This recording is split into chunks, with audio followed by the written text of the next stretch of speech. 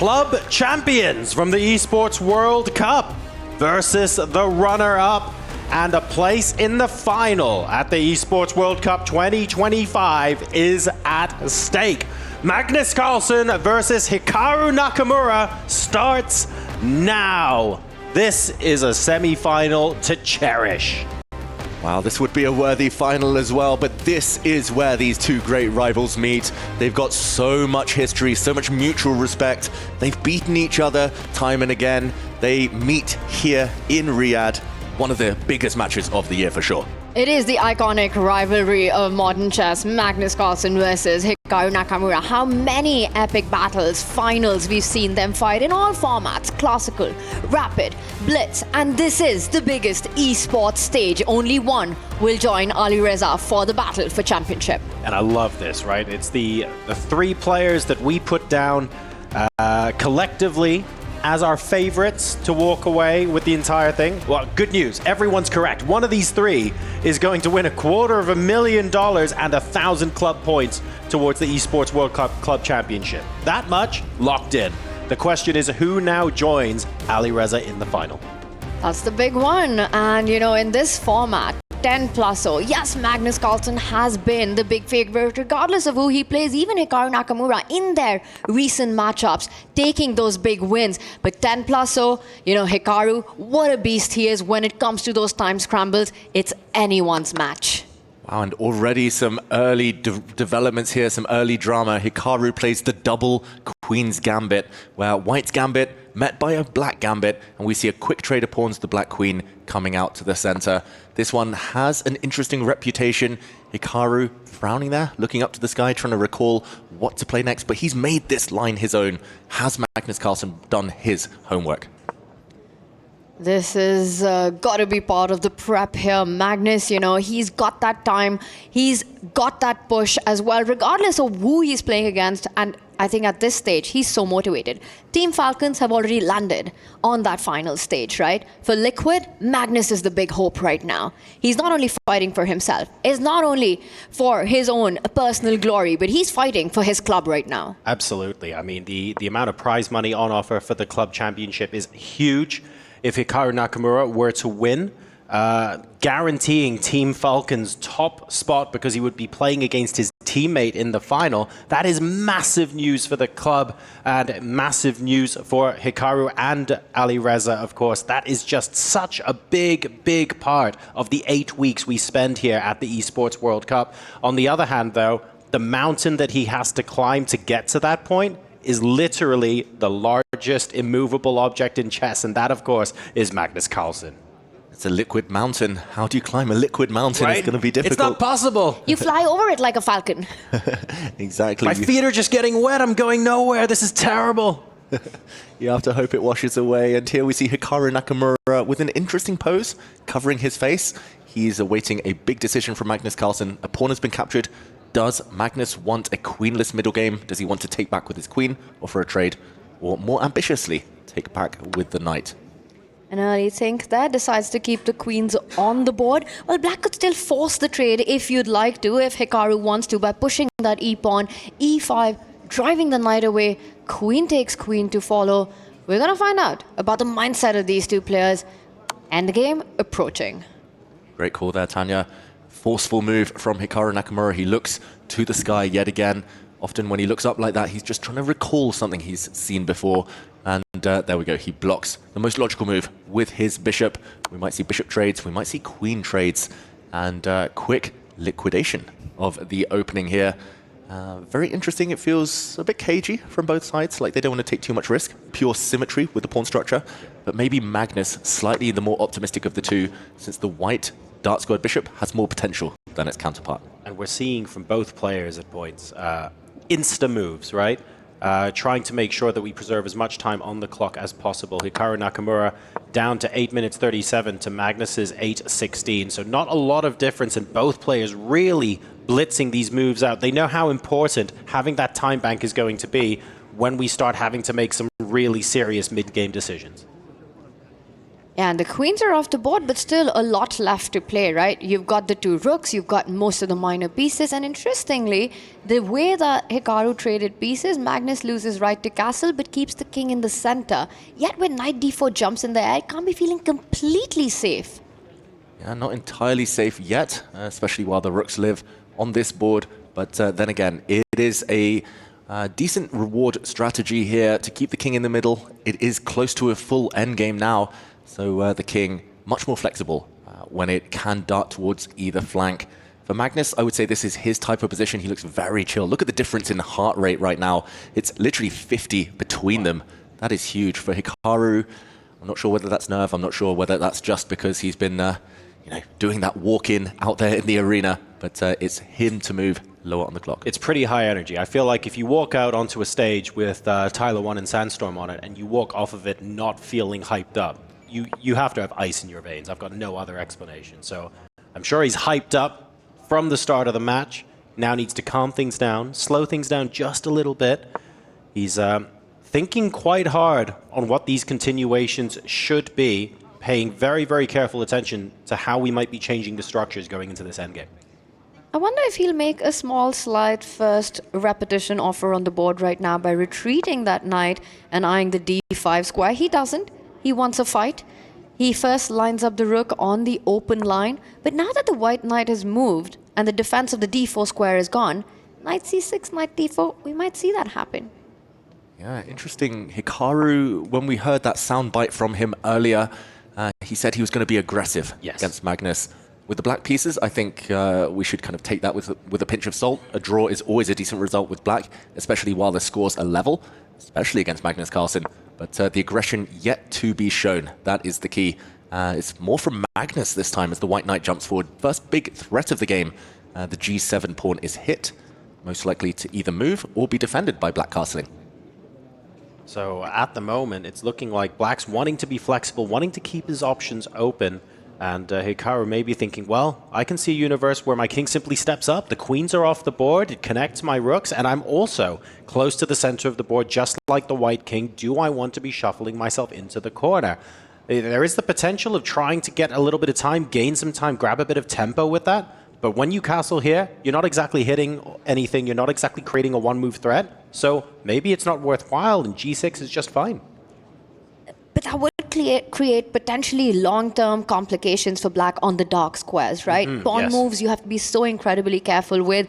G6 is on Hikaru's radar. Pros and cons. You castle, your king goes to the corner, not ideal in the endgame. You want it in the center. You go G6, yes, you get your king at the center of the board. But what about white's bishop eventually landing on one of those weaknesses that have been created on G5, on H6 eventually? And that's a pros and cons situation, and I think Hikaru's trying to judge exactly the path he wants to take between these two. Yeah, he's spending a long time pondering over what to do next, though. And ultimately, he does play one of the two most natural moves there. He kicks away the white knight. Well, will the white knight jump, or does Magnus have other ideas in mind? I just noticed the longer Hikaru thought on that move, his heart rate stayed the same, but Magnus's heart rate started creeping up, and he's going, hang on a second, what's Hikaru seeing here that I'm not?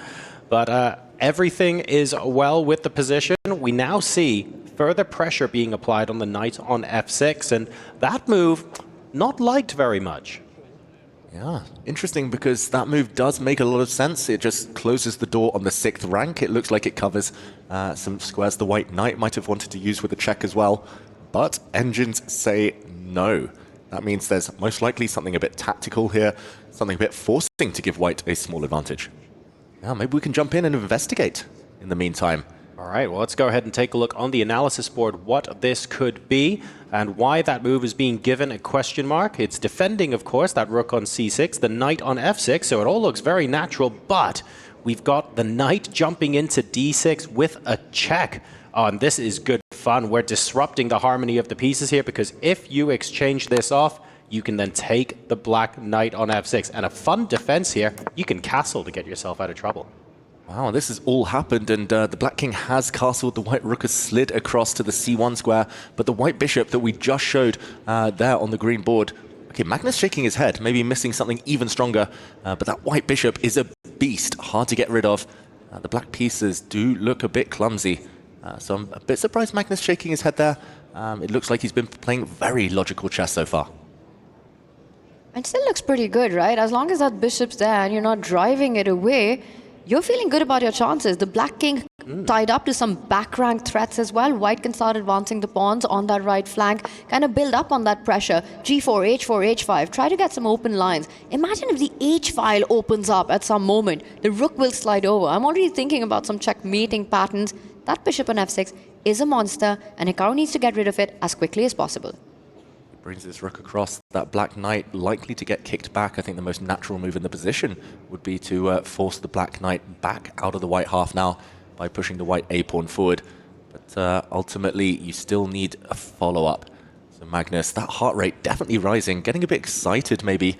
This opening looked innocuous, looked level, but Magnus really liking his chances. And interesting, pawn to g4, g for go, g for glory. He's trying to cement his bishop on the f6 square. Exactly. I think the players' spidey senses tinkling, hearing what Tanya said before, how that bishop needs to be gotten rid of ASAP. Well, the best way to keep it there is to get a pawn onto g5 and really cement it for the long haul. So we're playing the long-term positional chess here, and another problem to solve. G4 for the score. You know, you not only keep that bishop solid, I'm also looking at the H-pawn moving up. Imagine if the H-line opened up for that white rook. Right. Again, that bishop on F6, such a monster. The knight jumping onto D5 at the right moment.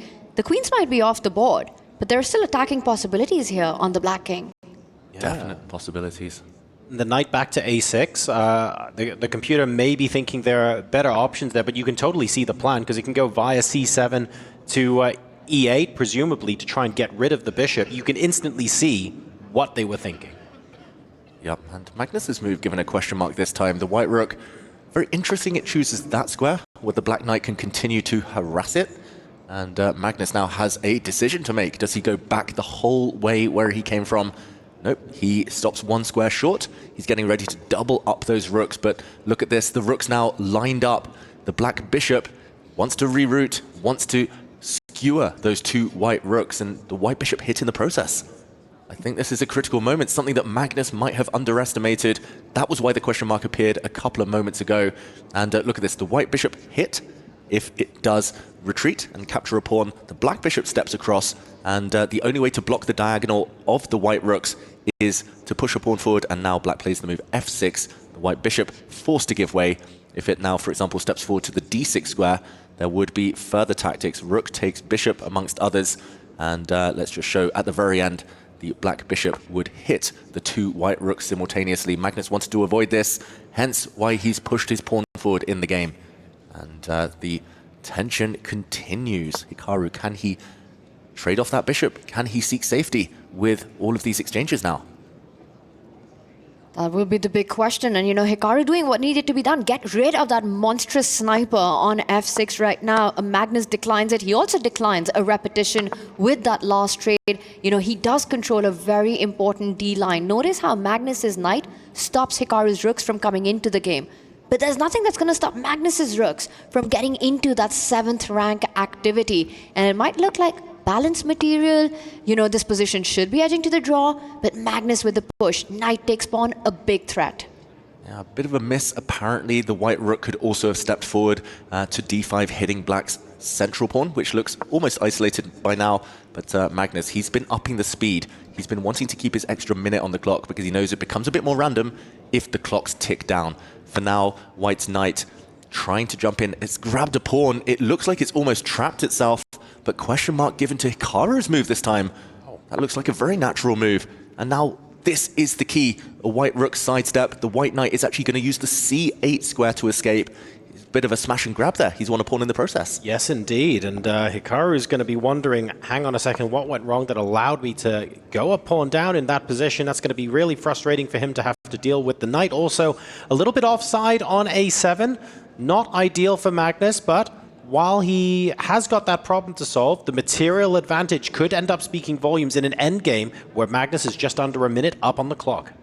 And Hikaru realizes that this has gone completely out of control. The biggest mistake against Magnus Carlsen, trading queens. You get into an endgame and Magnus's Super Beast mode gets activated there. This is vintage Magnus out of a position that felt like there was very little to play for, but move by move, improving every single piece, getting that G-pawn up the board. Now up a pawn.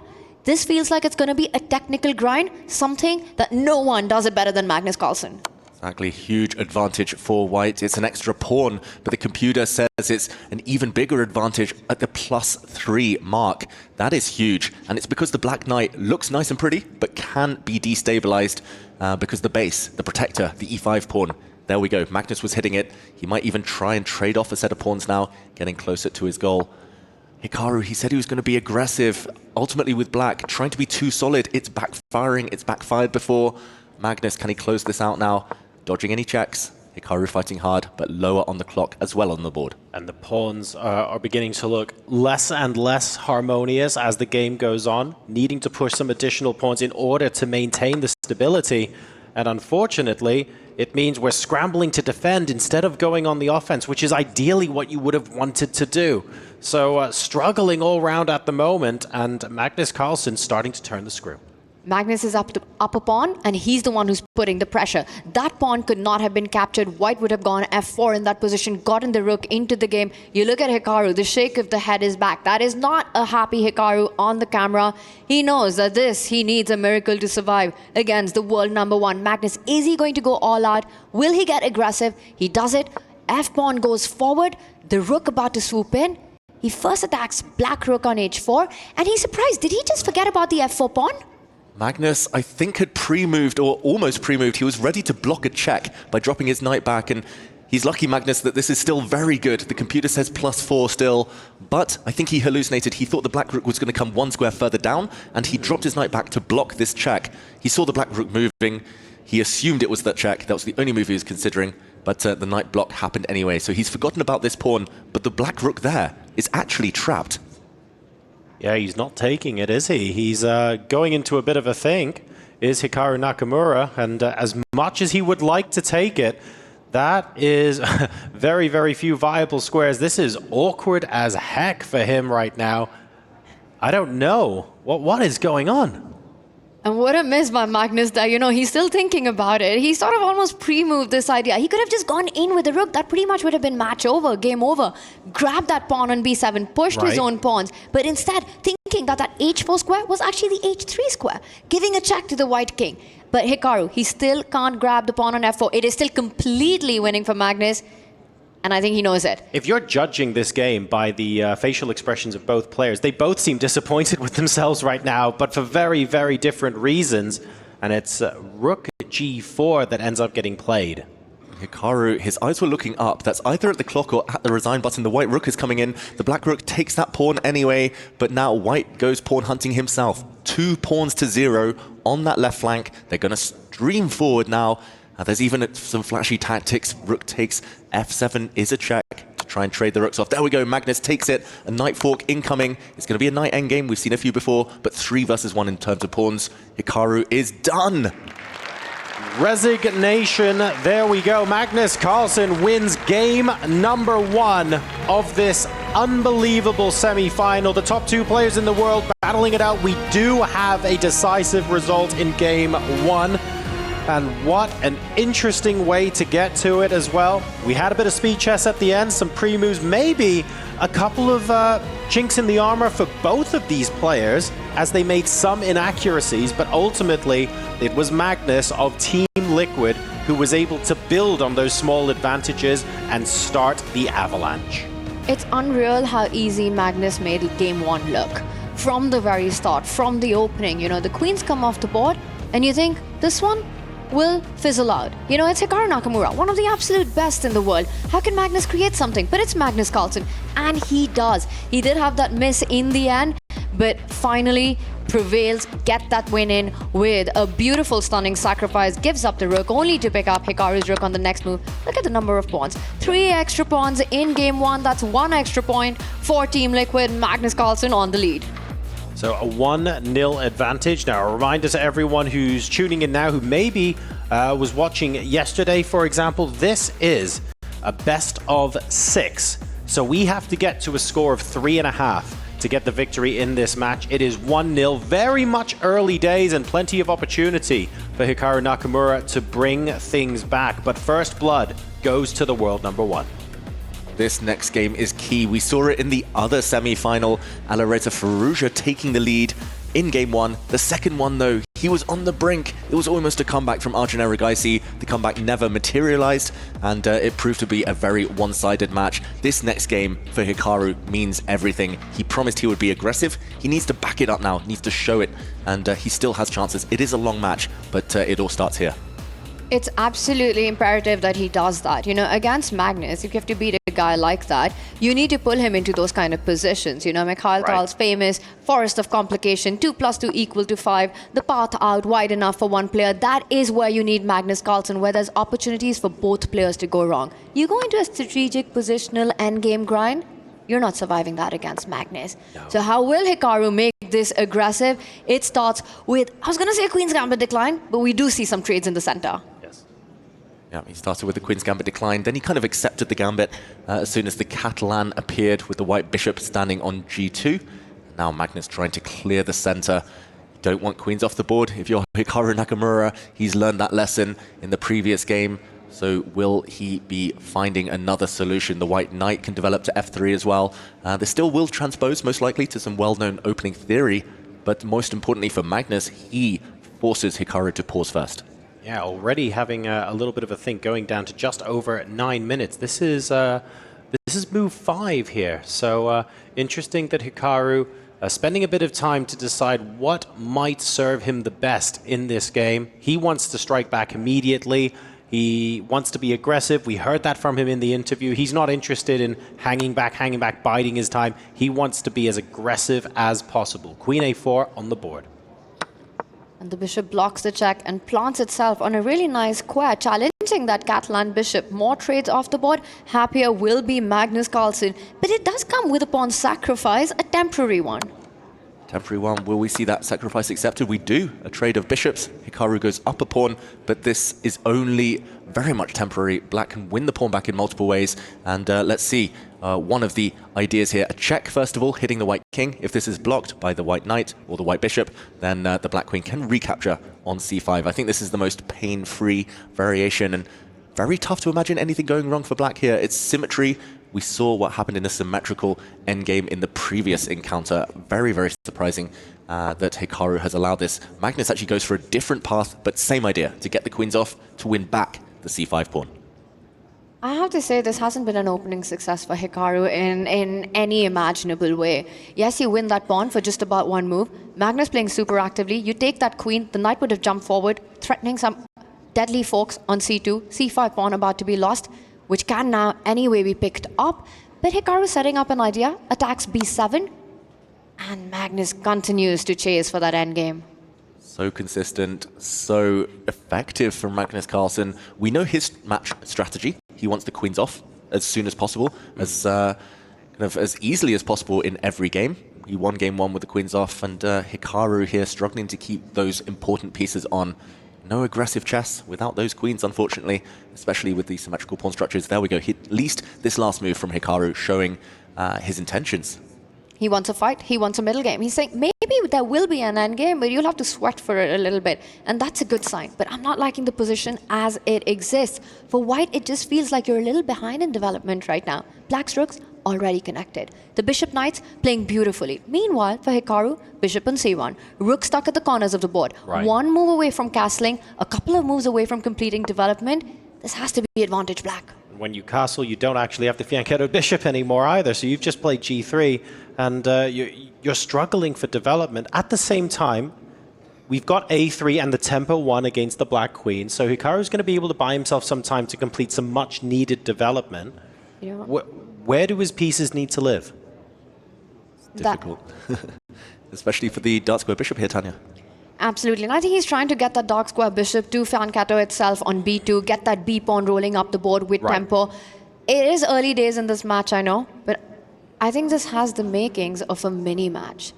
If Magnus, with the advantage, the piece flow that he has, he's able to create something. I mean, a 2-point deficit is impossible to come back from. Yeah, if Magnus wins this one, Hikaru, his head will be down. I'm not sure he'll believe anymore. I think a draw in this one for Hikaru is not the worst result. At least then he'll get on the scoreboard, still plenty of action ahead. Small advantage, very small advantage now according to the eval bar for black, but at least white's king can castle. As we said earlier, it's just the Catalan opening, a very healthy opening, but without white's beautiful bishop on g2 and without black's problem piece, the problem child of the Catalan opening, the bishop on c8. The fact that Magnus has traded just like the previous game, the fact he's conquered the open d-file, bodes well for him. Still level on the eval bar, but Hikaru needs to do some damage limitation. And both players know it as well, of course. A Catalan, but a better version as far as Magnus is concerned. They will have to put that out of their heads. Hikaru will have to say, well, okay, that's great, but what's the objective best move here? Where should my pieces be considering? I don't have that light squared bishop anymore.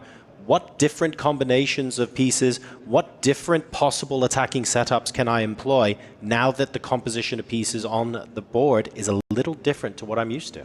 This is a dream Catalan for black. You know, you've gotten rid of that most important fianchettoed bishop on g2. Your own problem child gone. The c7 pawn, which is usually one of the big problems for black, a weakness to target, that doesn't exist on the board. And I think to answer your question, Hikaru does want to fianchetto his own bishop on b2. He first had to defend his knight from the attack by the black rook. Right. So bishop is headed to that longest diagonal. This is the best position he's had since move 5. Hikaru Nakamura, the white knight, at least finding a good square. The black rooks look decent, at least they will do. The other one likely to land on c8, but the white bishop, that was the problem piece. It is developing. So very much a level position now. Hikaru, definitely the last 5-6 moves have gone in his favor, I'm going to say. He's been able to not allow Magnus to land any concrete punches. And okay, still plenty of game ahead. If the queens come off though, I'm expecting Magnus to try and trade queens in the near future. Still should be safe enough for black. And I want to point out a little bit of a psychological warfare. You know, we've set the stage for what's at stake for these two players, that grand final spot to fight against Ali Reza. But for Hikaru, it feels like in the recent past, there has been a mental block playing Magnus. Just simply because the results, the way they've gone. You know, Magnus coming on top pretty much in every single final of theirs. And that's very tough to fight when you've got those ghosts to deal with. Not only are you playing a beast across you, you know, you're playing one of the greatest players of all time, but you also have these this psychological battle with yourself that how am I going to win? Because I haven't won in a long time against this guy. And you do have a little bit of weight of expectation when it comes to a format like this one, because Hikaru Nakamura, a speed chess specialist, arguably the player everybody wants to beat, Magnus included. Magnus sees Hikaru as his nearest competition here, and we're in a format where we don't have the luxury of increment. It's 10-0, it's cutthroat. Hikaru thrives in such environments, so his pressure to beat Magnus under those circumstances can only be higher than normal. Yeah, definitely. And there we see Hikaru, according to the eval bar, taking the advantage for the first time. I'm really shocked that Magnus allowed this white knight to jump. It's tying down the black rook now to a pawn. That black b pawn can never really move for want of allowing the white knight into a beautiful square on c6. Maybe it's not nothing too special here, but it does feel like a step in the right direction for Hikaru. The last few moves by Magnus have been incredibly cagey, you know, falling back with the bishop where potentially he had a more active square, and now going into this slightly defensive setup with his rook as well. That knight on d5 looks beautiful, but at any moment that Hikaru chooses, it can be kicked back from the board. Hikaru also has the plan of just improving the position of his king. Meanwhile, for Magnus, is he going to do the same? Get his king up. How does he make progress? Hikaru's chasing that pawn, forcing the move b6, which would allow the knight to jump in. Fair play to Hikaru. He's outplayed Magnus completely in the last half dozen moves. Magnus with a little bit of a shake of the head. It will be forced. There is too much pressure on the b7 square. And just to show if the pawn does push, very likely to be Magnus's move, then the white knight is in. And we'll see it now on a light square that cannot be challenged. It's going to be backed up by a white pawn as well. That is going to be a real nuisance for black to deal with. Hikaru fighting back here. He's also now ahead on the clock. Not by much. It's about 20 seconds, so we don't read too much into that just yet, but he's on the good side of level, that is for sure. He's got the initiative. Magnus is responding to the agenda set by Hikaru as opposed to the other way around now. So there's a bit of a momentum shift in this game, and as we know from the Esports World Cup so far, momentum so often means so much. And it's reflected in the the graph you see at the bottom of your screens, the graph has been up and down. We saw some black dips, but it's going up in white's favor. And can Magnus stem that tide? Can he break the momentum? Not easy. The white rook just wants to slide into the corner now, into the A8 square, pick off a pawn. That's a big threat, and you know, momentum really is everything, especially given this time control as well, the confidence. We were talking about the mental block. If Hikaru is able to strike, you know, in a position that would be considered Magnus's strength and endgame, that breaks that immediately. Absolutely. You know, you're right back into the fight. So this is a big key moment for the entire match to play out. A draw would not be a disastrous result, but a win would be everything that Hikaru needs, not just for now, from a long-term perspective in this epic rivalry. And it's going to give Carlsen pause as well if Hikaru comes back and dominates the rest of this game, for example. So Carlsen very much on a mission now to not salvage anything, because at the end of the day, this is not won or lost, but the momentum is shifting out of his favor. And Magnus is reacting. You can tell he hates it. If Magnus was playing from the white side of the board, you know, we'd be saying this is over for black. Yeah, exactly. That is fair. I mean, Magnus is very good at finding small advantages and going, don't worry, this is just a big advantage that I haven't watered enough yet. Just give it a couple of dozen moves, and this is basically a one game. There is no player on earth that I think we can be more certain making that statement about in a game than Magnus Carlsen. But right now, the boot's on the other foot. Yeah, and do you know who the second best player at grinding out these slightly better endgames is these days? David Howell. Yeah, exactly. I wish. He wrote a book on it. Grind like a grandmaster. No. I would say Hikaru is the world number 2 at grinding out these small advantages. He's kind of learned from Magnus. I mean, we've all been watching Magnus's games for so long. He's 3.5 minute gap. Ooh. But yeah, he's learned from Magnus. He's applied the Magnus pressure onto the world number 1 himself, and question mark given to this last move.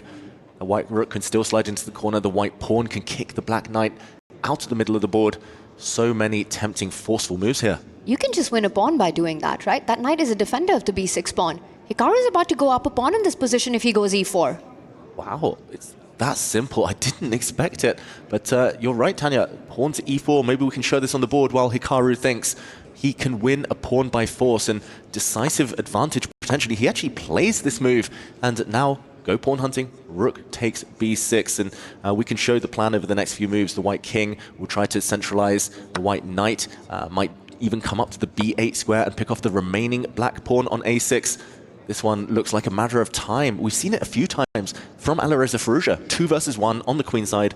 Pawns marching forward. This is winning now for Hikaru. He does it. He goes for it. Hikaru with an extra pawn, with extra time, 1.5 minutes on the clock to boot. But he has to finish this job off. He cannot let Magnus off the hook in this one. Yeah. This is the biggest opportunity, and you get them far and few against the world number 1. If he doesn't convert this, Hikaru, it's going to be similar, I feel, to the Firouzja against Arjun match, where a big missed opportunity was the only opportunity for Arjun. Right. And that was that proved to be, if we're being honest, that was the pivotal moment in that match, right? It was all one-sided as far as the scoreline was concerned, but the story leading to that scoreline, so much of that hinged on that very, very important moment that we got to bear witness to. So potential similar turning point here as Hikaru tries to convert this position against Magnus. Hikaru has to let Magnus not get into his head right now. You know, he has to be the monster that he is himself, yes. The world-class player that he is himself, the world number 2 that he's been for so long, the absolute best in the world for so many decades, and believe that he can do this against Magnus, because this is when the nerves set in, right? You're going under the 4-minute mark. You know this has to be winning, but it's not over until it's over against Magnus. He will try to make this as tricky as possible. You have to beat him, not in 3 phases of the game, not only in opening, middle game, and end game, but every move of the game. Here we go. The black king retreats all the way home to try and kick away the white rook. The black bishop now also steps out of the attack. The rook does look slightly clumsy, white's rook. It's very active, but can't move to too many better posts. The white king, for now, can't enter the action, can't enter the battle. You need that second front. You need a second way in. Where are we going to find that? Maybe rerouting the knight to d5 or f5, I suppose? But all of these things it's tricky to step back and say, I need to do something that takes 2 or 3 moves when you're in your opponent's face and it feels like every move needs to be some sort of counterpunch. I don't see a 1-move counterpunch on the board right now for Hikaru Nakamura. I don't think that exists, and maybe it's not necessary. He needs to maneuver around, improve the position of his pieces like you mentioned, but also keep advancing those pawns at the right time. And Hikaru here goes for a very direct line, but was that a bit rushed by him? I really don't like that decision from Hikaru Nakamura. He's rushing things, definitely. Look at this, the white pawn that he advanced. He suddenly made it weak. The white rook, unstable. The white pawn on b5, dropping. There are some tactics in the air here, and it does fall on Hikaru Nakamura's shoulders to find something before it's too late, before the advantage fizzles out. Well, there we go. Well, knight b6 check was played. I thought maybe we would get a bishop taking on e5 there, but he's obviously seen that and chosen something else instead. Yeah, and maybe we can talk about this, because if the bishop is captured, knight takes pawn would have been a fork, hitting the king, hitting the rook. He ultimately didn't play this move because if the bishop had taken the pawn, the black knight would have taken on b5, and half of white's army is hanging. Maybe rook to b6 here would have maintained the advantage, but Hikaru has gone a different way instead. It's not the e-pawn that drops off, but here if we go back to the game, Magnus has a bishop hanging loose on d6 almost. The black rook on d3 protects it, but still given a question mark. How can Hikaru maintain his edge? But now Hikaru is the one who's under 2 minutes as well, right? Magnus up on the clock there. So Hikaru feeling the pressure. Is he going to try? And you know, that expression by Hikaru, we've seen it before against Wei Yi as well. When he starts, when the panic sets in, when the realization that the opponent has counterplay comes in, Hikaru, he needs to keep his nerves. King d7. Magnus has blundered. Bishop to b4 now. Oh, wow. Moving the bishop across would have been a winning move. The black knight would have been under too much pressure. He misses it, Hikaru. We've repeated the position. He can go back and find it again. Will Magnus blunder? It's a second opportunity. He needs to find this move, bishop to b4, and then he will be taking the black knight and winning this endgame. But Hikaru's panicking. Cannot repeat. 1 minute. He goes for a draw or he goes to win. He needs to play this move, bishop to b4. He needs to find it to strike back in this match. But look at his face. It's almost like he doesn't see it. I think he's about to repeat. Hikaru, don't do it. Don't do it. This is your chance. Play on. One more win. A 1-more win for Hikaru Nakamura.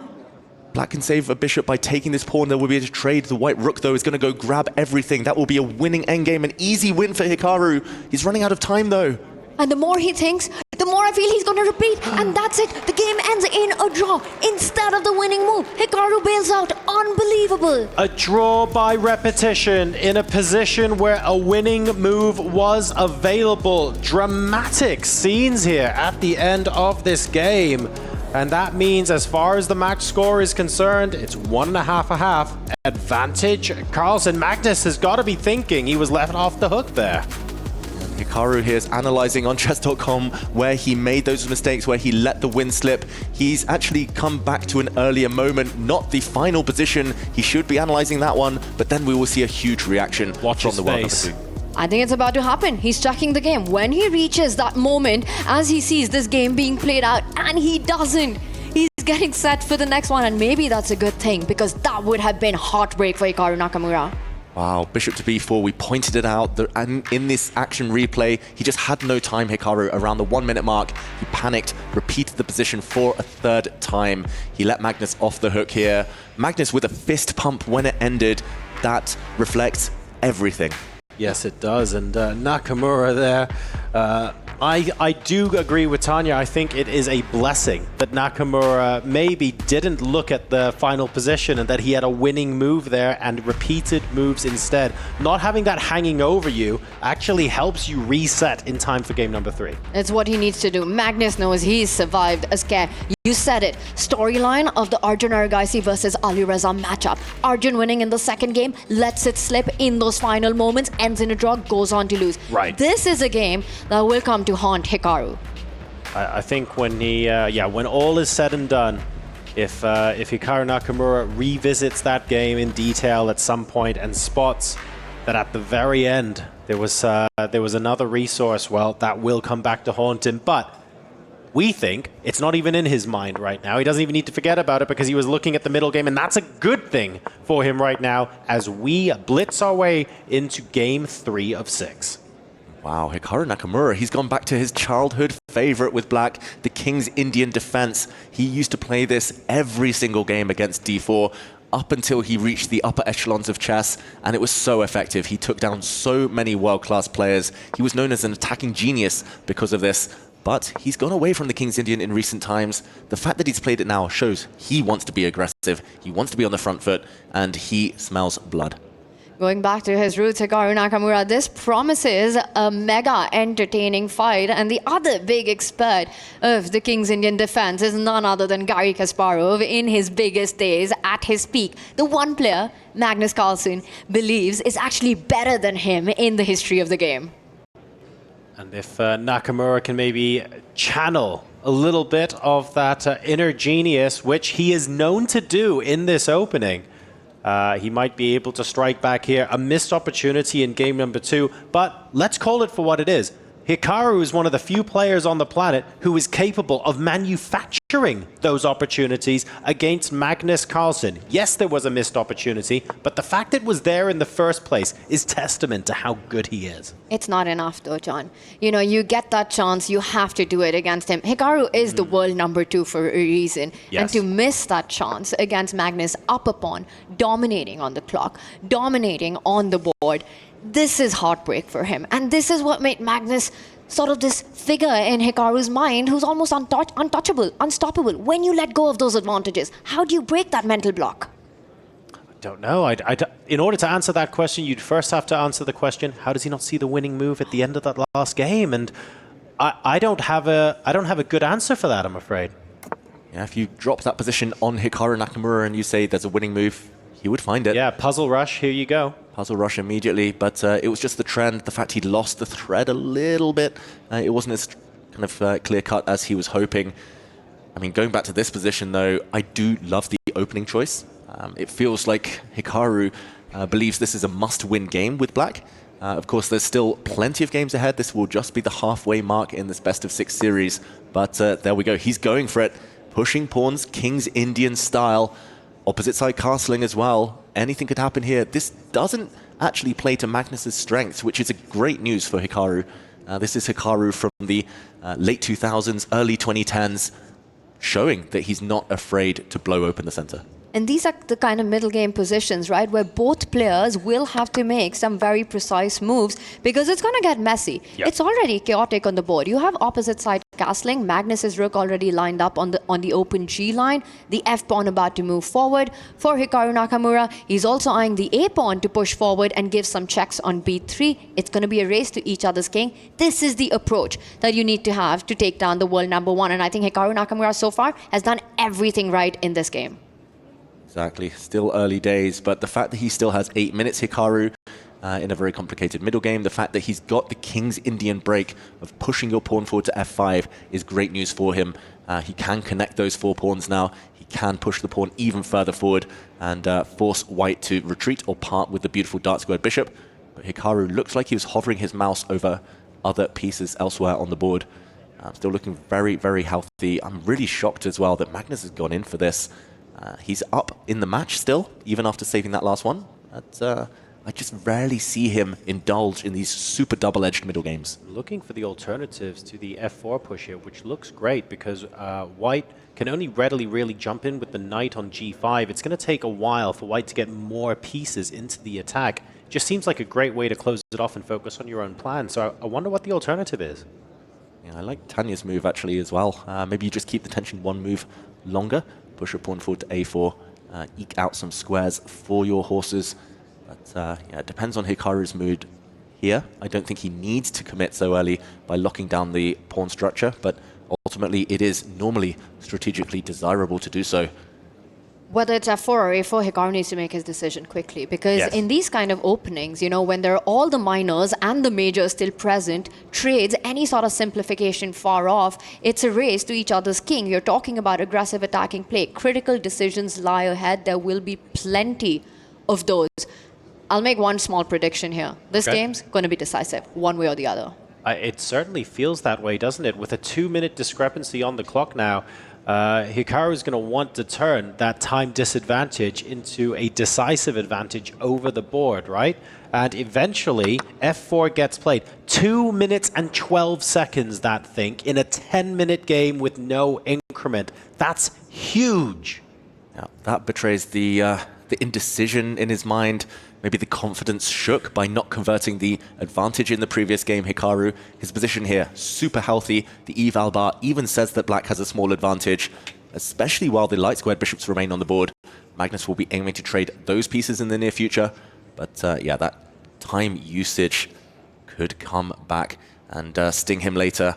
We'll see what Magnus has up his sleeve. I wouldn't be surprised if he takes a timeout, puts his king closer to the corner. Look, we have good news, right? We have talked up many players who are very, very quick with the mouse, very, very quick with speed chess. Well, guess who they all look up to? Guess who Big Daddy is as far as that speed is concerned? And that is Hikaru Nakamura, okay? So yes, he's a minute and a half down, but we trust him to do more with 30 seconds on the clock than anybody in this competition. That's right. Him and his teammate, the two Falcons, they fly fast. Exactly. And Magnus, in the meantime, has lost a couple of moves there, Tanya. He jumped forward with his knight, pawn kicked it away, and he's gone back. Well, Magnus perhaps is arguing that that pawn is a weakness. Once the rook slides over to the g6 square, it can become an easier target on h6. So creating those attacking points next to Hikaru's king, provoking that pawn push, it cost him time, but got him a target on the board. And now the black queen likely to move to connect the black rooks. Very logical there. For white, the light squared bishop is a bit of a bystander, doesn't really contribute. The white knights don't have any good jumping points. White queen a bit locked in. It does feel like, okay, no big weaknesses for white, but it does feel like your pieces are somewhat blunted. Don't think Magnus is going to be happy at all. He likes active middle games, if anything. He likes his endgames too, but in these types of positions, very hard to come up with a plan. Human terms, so hard to be accurate. This is a tougher position for Magnus to play than for Hikaru with the black pieces, that's for sure. But Hikaru will have to make some very committal decisions. You know, once he's maximized his piece placement, he will have to look for those pawn breaks. Or maybe not, because Magnus is the one bringing on the fight here. He's doing it for him at this rate. Very interesting stuff, and the A line is now open. But both sides of the board open at the moment, so high risk, high reward for both players. Interesting choices from Magnus. It does buy him a little bit of breathing room. Does, although black owns the open file, the G file. The black rook can come in at any moment. The white king, I'm going to say, is much more airy than its counterpart. The black king looks pretty safe, pretty well protected in the corner. Hikaru, we see his screen. He's about to play the move bishop g4. There we go. Putting some pressure on white's knight. I don't think he wants to trade yet, but if given the opportunity, he might even grab the white h-pawn. Magnus goes on the defensive, and Hikaru is playing on both flanks here, Tanya. That is amazing. You know, he's making use of every single possibility on the board. He makes one move on the left side and then on the right side. Yep. He's asking Magnus for a decision. If Magnus pushes that b pawn forward, he's blocked all counter chances on that queen side, giving Hikaru essentially a free play all over the board. But does Magnus even have the possibility to keep the tension? Will we see the streamer's favorite move played against the world's favorite streamer? Will that be en passant? No, en passant. It's a one-time offer. Magnus could have captured the c5 pawn a moment ago, but that is no longer on the cards. Black's knight looks super strong now. Can't get rid of that one on the b4 square. Magnus moves his king. It just needs a breakthrough. It's very blocked, but it feels like the black has the more active forces. Keeping the position just a little bit closed. At the Esports World Cup, en passant isn't legally enforced. Of course, you don't have to take it. And we've chosen not to on this occasion. Queen now moving to the stronger side of the board for the black pieces.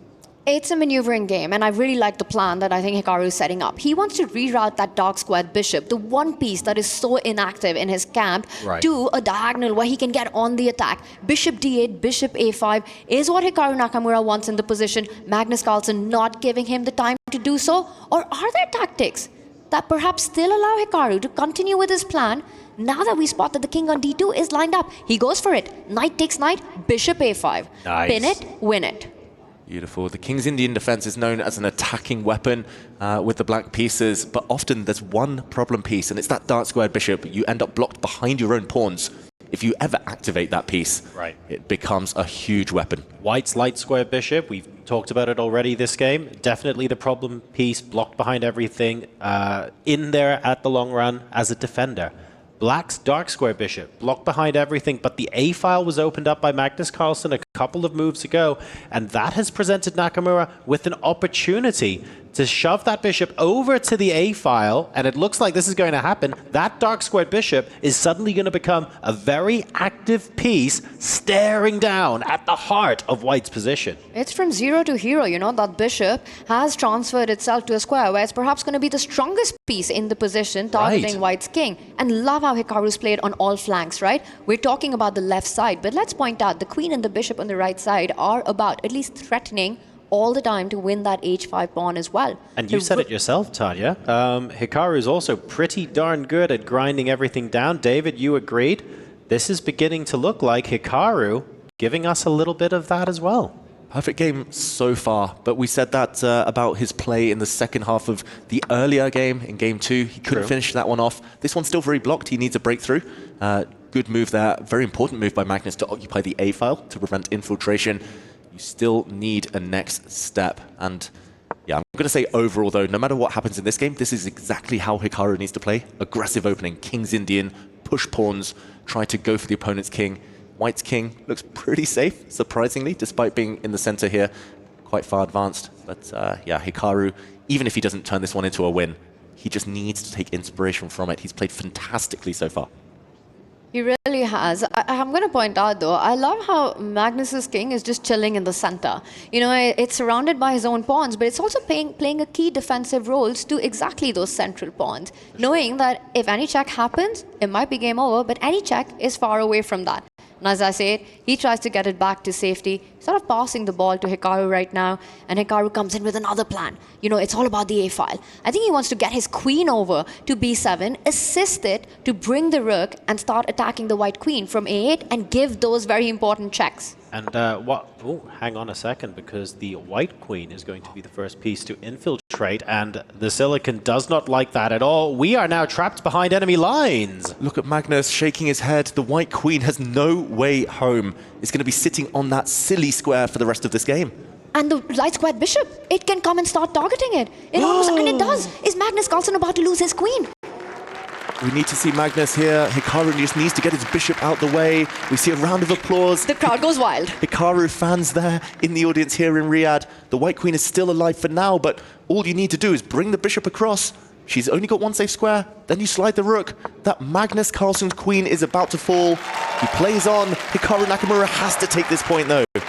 He has to. He can't mess this up for the second time. Team Falcon, big support there. The home favorite team, Magnus Carlsen resigned. Hikaru Nakamura is back in the match. Hikaru comes back swinging. King's Indian defense, and look at that, trapping Magnus Carlsen's queen to level the match after game number 3. What an incredible performance. Vintage Hikaru is back, and Magnus, well, turns out he's mortal after all. Magnus, he showed weakness in game 2. He clutched up, saved it with a helping hand from Hikaru, but this one he could not save. Look at that poor white queen caught by that bishop combo. The bishop's pawns blocking the escape route, and Magnus's queen there. I've very rarely seen him blunder in those circumstances, Tanya. This is what Hikaru needs to do more of. Those dynamic openings, those complicated lines. And what better way to make a comeback win against the king of chess by winning his queen? Beautiful, very appropriate as well. These two fantastic warriors battling it out. But Hikaru, he's going to feel on top of the world. That was 2 separate victories there. That was a victory over the board, and that was a psychological victory. We have broken the duck. We have shown that we can come back and take those points against the world #1. Ladies and gentlemen, this semi-final has just had a huge fire lit under it. When we come back from this break, we'll be moving into game number 4 with the scores level at 1.5 apiece.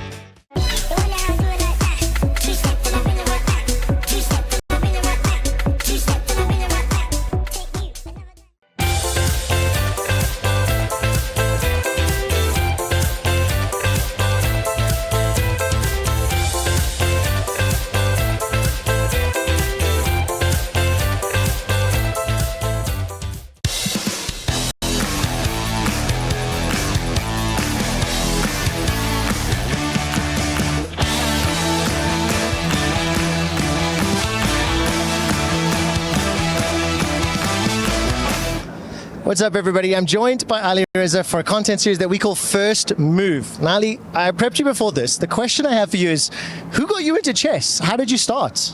Yeah, I was trying a lot of sports in summer after school, and I was trying football, gymnastics, but I was not so great. How old were you? I was around 8, 9 when I first went to a chess club, and then everything started there just for summer sport.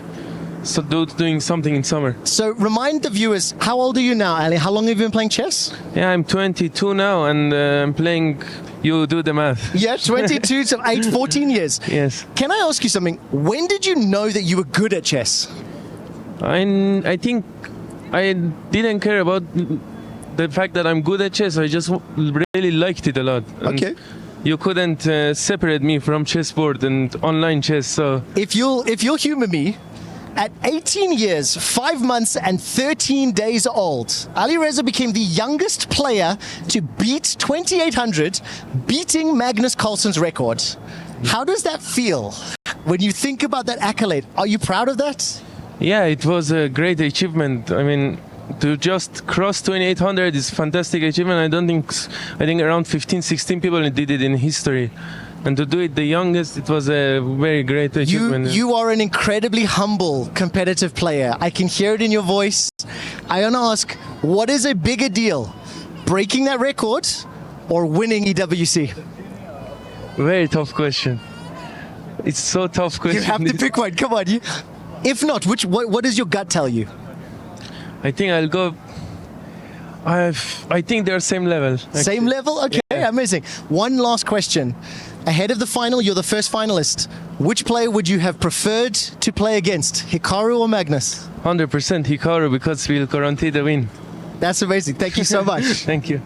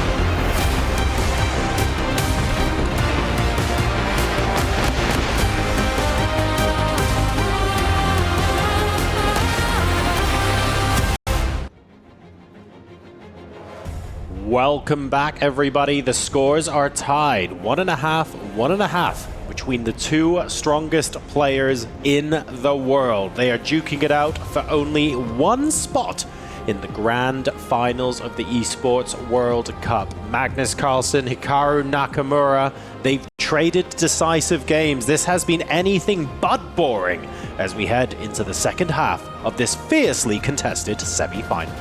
So far, it does feel a bit up and down, but the latest up was on the side of Hikaru Nakamura, striking with the black pieces.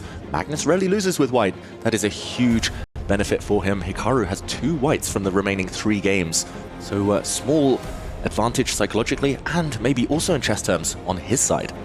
And you can see the determination on Hikaru. Meanwhile, we had Magnus on the screen earlier, and he was not happy with himself. You know, losing is one thing, but losing in that manner, in that fashion, where basically you just get outplayed by Hikaru. You know, you've got the white pieces, but you're constantly on the defense. Right. And in the end, your queen gets trapped. That is just absolutely uncharacteristic of Magnus, and he's got to be kicking himself. But you know, these 2 best players in the world, they are the ones who completely forget as soon as the moves are on the board, and it's game 4. Exactly. We're already 7 moves in as well, so here we go. It is a Catalan. We are no strangers to that here at the Esports World Cup. Familiar territory for both players, but like we've seen before, it's a slow build-up, but when it reaches boiling point, you often get the fireworks in the late middle game.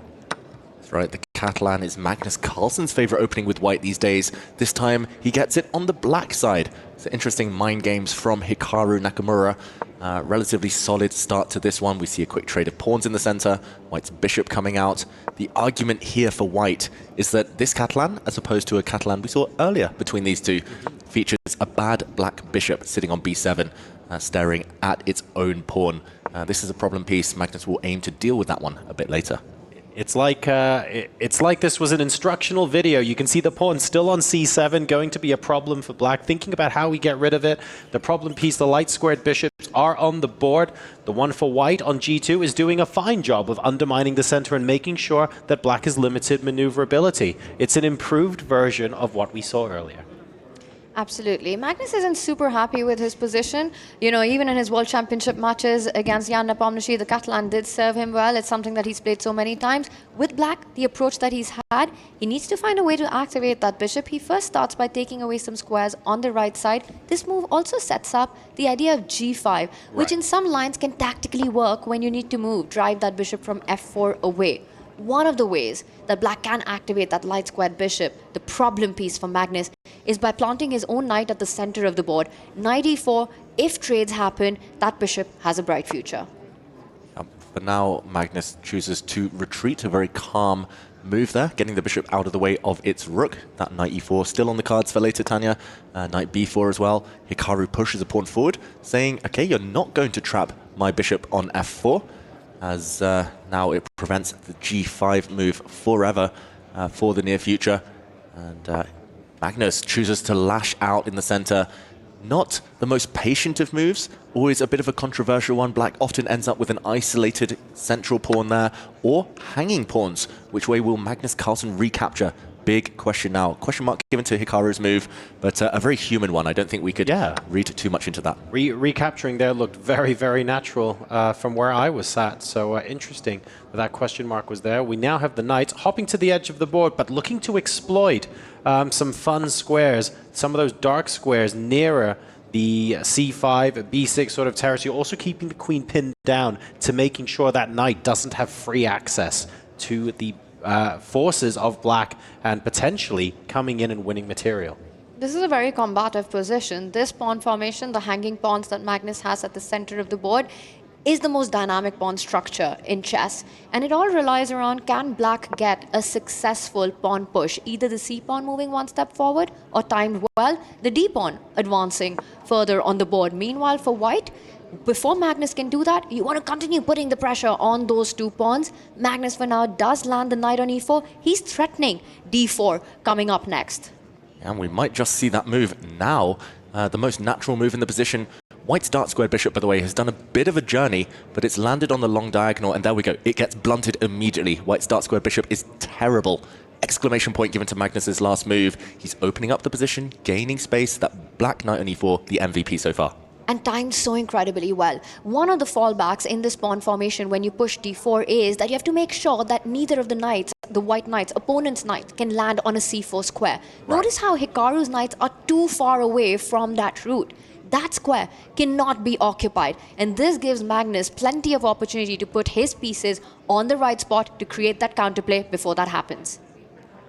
Yeah, it just feels like it's all gone wrong. Hikaru, I think the adrenaline pumping from previous game has been rushing slightly, making some uncharacteristic decisions.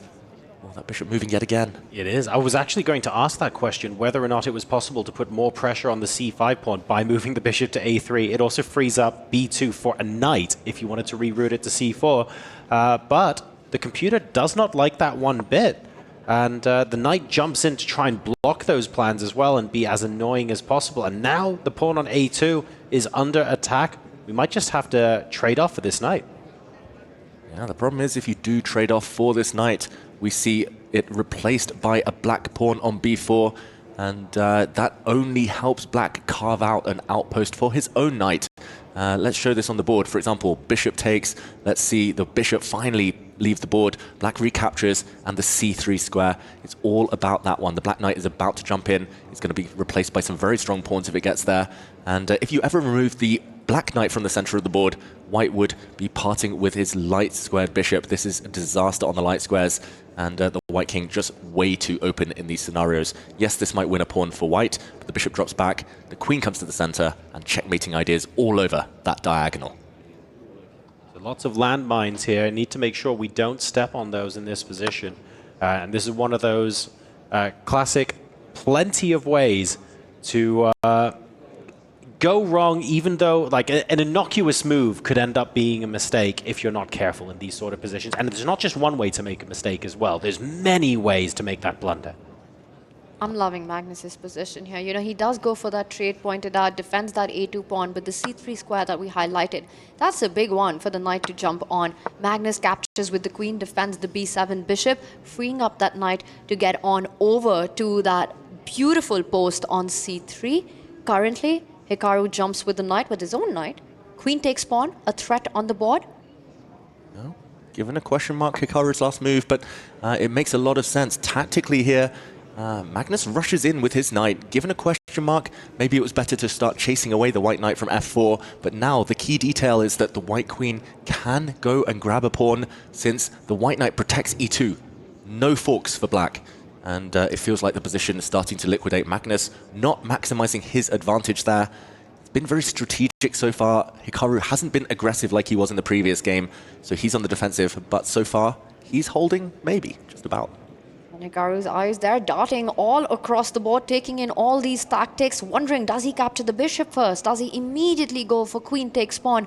Or will he have a more cautious, safe approach? I don't think that even exists in the position with the knight hitting the queen, the a2 pawn and the e2 pawn. We see the bishops come off the board, a flurry of trades. Magnus will pick up the pawn, eventually bring his rook, slide it all the way across and put some pressure on the second rank. It's still advantage Carlsen. Still advantage Carlsen. Partly because the white knight is so silly on the edge of the board. Yeah. Needs a few more moves to get back centralized. So where do we find the follow-up plan now for Nakamura? That is the question. The pawn on a2 is being hit.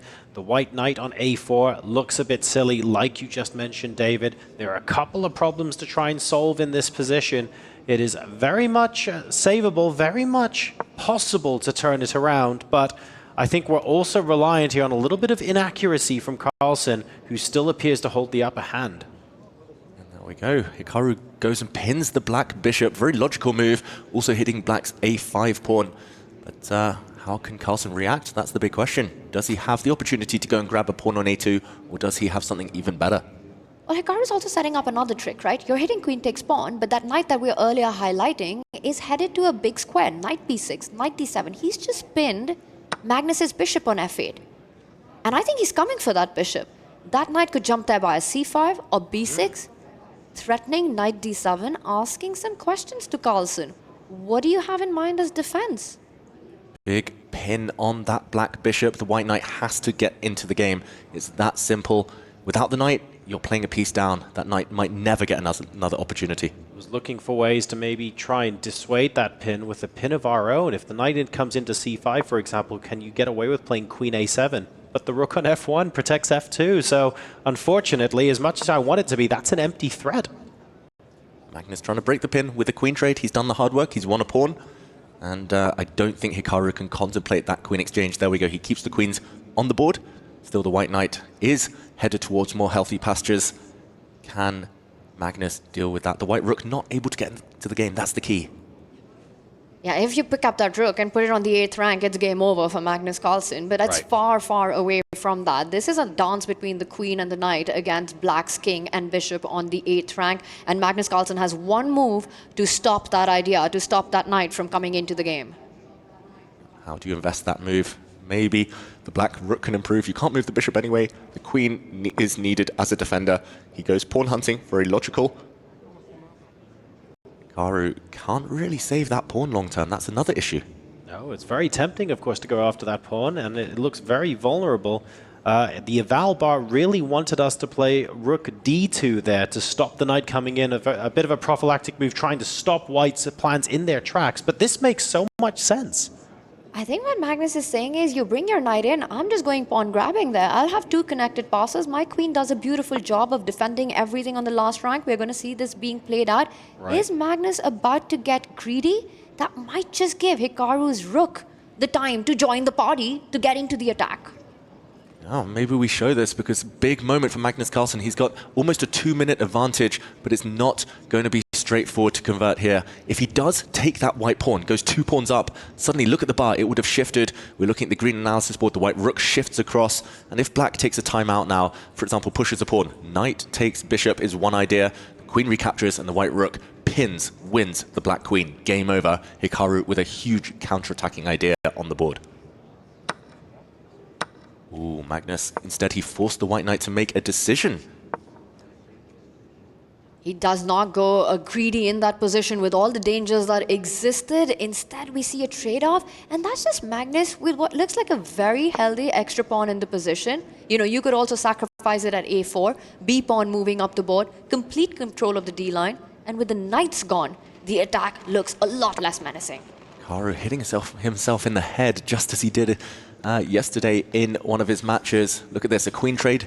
You cannot get those queens off the board. That would be disastrous. He's setting a trap here. He's hoping that Magnus gets greedy with the black queen, allowing the white queen some checks. But Magnus, he's kept control so far. He wants those rooks off the board, or queens off the board. Either way, Magnus Carlsen would be winning. Any major piece trade gets him closer to his end goal. It was such a well-laid plan by Hikaru. Grab another pawn, and I would have enough activity to take this game back to you. Carlsen, though, seeing exactly what was going on, chooses not to do that. And now this is proving very, very difficult indeed because the pawns are rolling down the board on the queen side. This is feeling like Carlsen is going to be forcing an exchange sooner rather than later. Ooh, this is flashy. The white rook cannot take that pawn. The black rook would come through to d1 and deliver some killer blows. If the white pawn recaptures, let's show the rook first. Rook takes pawn, there's a check. And if the white king shuffles to the side, checkmate on h1, game over. If the white pawn takes, Magnus there silencing the audience with a finger to the lips there. But pawn takes would allow the b pawn to run forward. Magnus looking very, very confident now. That might just immobilize the white rook, win the white rook. We might be about to see a decisive result. That is an incredible move by Magnus. What a stylish way to finish this game off. And you know, that smile on his face, I think that wasn't just silencing the audience for now. He heard that applause in that last game. He knows the crowd is rooting for Team Falcons right now. This is his reply to that moment. Wow, Magnus versus the Falcons. He's the last one standing in Team Falcons' way here at chess at the EWC. He takes a pawn, Hikaru Nakamura. It's a pawn race, but Black's pawn so much closer to promotion. He just needs one more piece to help shepherd it forward. You absolutely love to see it, don't you? Magnus taking time out to raise a finger to his lips for the audience. Queen comes in to try and shepherd the pawn to safety. That is it. We have the victory. Magnus Carlsen goes 2.5 to 1.5 up in this semi-final with a fantastic bit of play. Really, really great moves there in game number 4 of this semi-final. Not the first time we've seen Magnus Carlsen put his finger on the lips. A sure sign that he's done before in the chess world. It's not only a statement to his opponent, but also everyone watching. This is Magnus Carlsen saying he is the best. Silencing the fans there in the arena, the Team Falcons fans, and silencing Hikaru Nakamura's chances in that game. That was brutal technique. The pawn push to a4 that we showed there, the clincher, and Hikaru had to resign as the Black Queen was shepherding that pawn through. this last move. The queen coming forward to d3, about to cost white his rook. And It's an absolutely packed house here inside the arena, and they had a fantastic treat in store. What a masterclass of an endgame there from Magnus Carlsen to really put Hikaru Nakamura through the ringer. There was nothing Hikaru could have done more at the end of that game. If there were any mistakes, if there was anything to learn from getting a different result, he would have had to look much earlier. Magnus was cranking the handle of that game for quite some time. Yeah, you just can't play these Queen's Gambit positions against Magnus Carlsen. He's the pro. He's the world leader in understanding these structures. I'm just waiting for the memes on the internet with what Magnus just did. It's gonna blast happen. from the past. You know, we've seen that before, and this is the second time I'm seeing him. A power statement by here, a bold one. You know, Magnus making his intentions clear in this matchup. 2.5 out of 4. If he wins the next one, he takes it. He takes the whole match. He goes through to the finals, and he starts with the white pieces. And what a moment to be inside this arena watching this match unfold. I said earlier we were busy inside, we're busy outside. This is live. This is the queue of people waiting to get in. They're of course not filing in during the games while moves are being played, but there's standing room only even outside the arena. And hey guys, guess what? It's hot here even in the evening, but it is worth it. It's hot outside, it's even hotter on the board. Queuing up to see Cristiano Ronaldo. Oh wait, is it Magnus Carlsen, the Cristiano Ronaldo of chess? Those fans out there in Riyadh, and there we go, the silencing of those fans. Oh, I love it. With a smile on his face. That absolutely, I say will be a meme. That's already a meme. That's already been posted about 1,000 times on social media, I am sure. And Magnus wins in style. Now, that said, Magnus wins. He's 2.5, 1.5 up. It's match point for Team Liquid right now. That's big. But I want to point out, one of those 1.5 points from Hikaru Nakamura, that resulted from a win as well. A decisive result for Team Falcons is very much still on the cards. Hikaru's been in this situation before, right? He was trailing Magnus after that first round loss and made his comeback. He got that win in, and he did it convincingly with the black pieces in the King's Indian defense. Can he do it again is the big question. If anybody can in the world, with their back to the wall, facing the GOAT, facing Magnus Carlsen, it is this guy. It is Hikaru Nakamura. He's got to channel all his belief. He cannot rely on that last game with white. He has to make the most of his chances. For now, Magnus makes sure that there is no King's Indian defense on the board in Game 5. Exactly. That's got to be the number one goal, right? If you were able to play the King's Indian again and you could just blitz everything out, presumably if you're Hikaru, you'd love that right now. Exactly. Hikaru said his match strategy, his game plan was aggression. He showed it in his previous black game, King's Indian defense. Let's face it, crushed Magnus Carlsen. But will he be crushing his key come the end of the day? That depends on the next two games. It's the 4 knights variation here. The 4 knights Spanish with the bishops coming out, mimicking each other. Game of copycat so far. We'll see both sides castle. And Magnus, he tends to use this variation, at least he used it recently at the Norway Chess Super Tournament, if he wants a draw. Knight takes pawn now, and this game could fizzle out very quickly. Is this Magnus Carlsen saying to Hikaru, I'm going to bank this half point, I'm going to get so close to my goal, you have to win the next one on demand? Magnus just took a big lesson from that last loss. Don't go into Hikaru Nakamura's territory, you know. Don't allow him those complex battles where tactics and tactics are all across the board. Right. I mean, Hikaru just had a crushing performance in that game with black. This one, none of that will happen. Look at the pawn formation. Absolutely identical on both sides of the board. Opposite color bishop as well. We're going to be seeing a lot of trades on those 2 open lines at the center. Magnus is happy to take this, navigate this to the draw, and he's saying, Hikaru, you'll play white next one. Let's see what you've got. Yeah, there's a bit of respect going on here. Not wanting anything untoward to happen, recognizing that Hikaru is perfectly capable of causing him those sort of problems. At the same time, though, because of the scoreboard pressure, not only can he afford to do this, it's a bit aggressive as well. I don't need anything to happen. You're the one that needs something to happen. Go on, show me. Yeah, and until this last couple of moves, the queen trade now, this is how I played chess as a youngster, copycat chess. And the black rook is about to slide across, all the rooks will disappear, just minor pieces left, opposite color bishops. That is all the ingredients for a draw. Wow, sprinting out here in Game 5, Magnus Carlsen, he wants this one to be over. He wants to save his energy for the all-important final clash, Game 6. And I think I know what you wanted to point out. Just a few moves ago, the position completely mirroring, Black's pieces placed exactly as Magnus's was. Hikaru, Magnus playing copycat chess. A few differences right now, but nothing drastically changed. And we see the E-file tension does come on. More copycat chess on the board. All you got to do is put that rook on D8, but you're not going to get the time. That would have been aesthetic. You're not playing G5 in this position, right? That starts getting a bit dicey. So finally, we're going to see a little bit of difference there. Bishop retreats to G6. There we go. But in principle, a lot of the same things apply that we've been talking about so far. The rooks get traded off. Oh, love that. The crowd going absolutely wild for this matchup. And I'm sure the memes are all over the place already. Yeah, nice to see a real mixture out there in the arena. A couple of people holding up goat signs there. I'm assuming that's for Magnus. Might be for Hikaru, but also some falcon signs. Yes. And yeah, clear that support is split. When you're playing the goat, you got to be a bird of prey. And that is Hikaru Nakamura right now for Team Falcons, but he needs that win to come back into this match. And look at what he's doing. He's making sure that Magnus doesn't get that final rook trade in from E1. Right. So he does keep the game alive, but not a real chance to fight for a lot here. Yeah, it's always difficult, these positions, especially when the opponent is so set on a draw. How much risk do you take? You're always caught in two minds with Black, especially. I'm talking from Hikaru's point of view here. If you push too hard, you lose this game, you're done, you're out.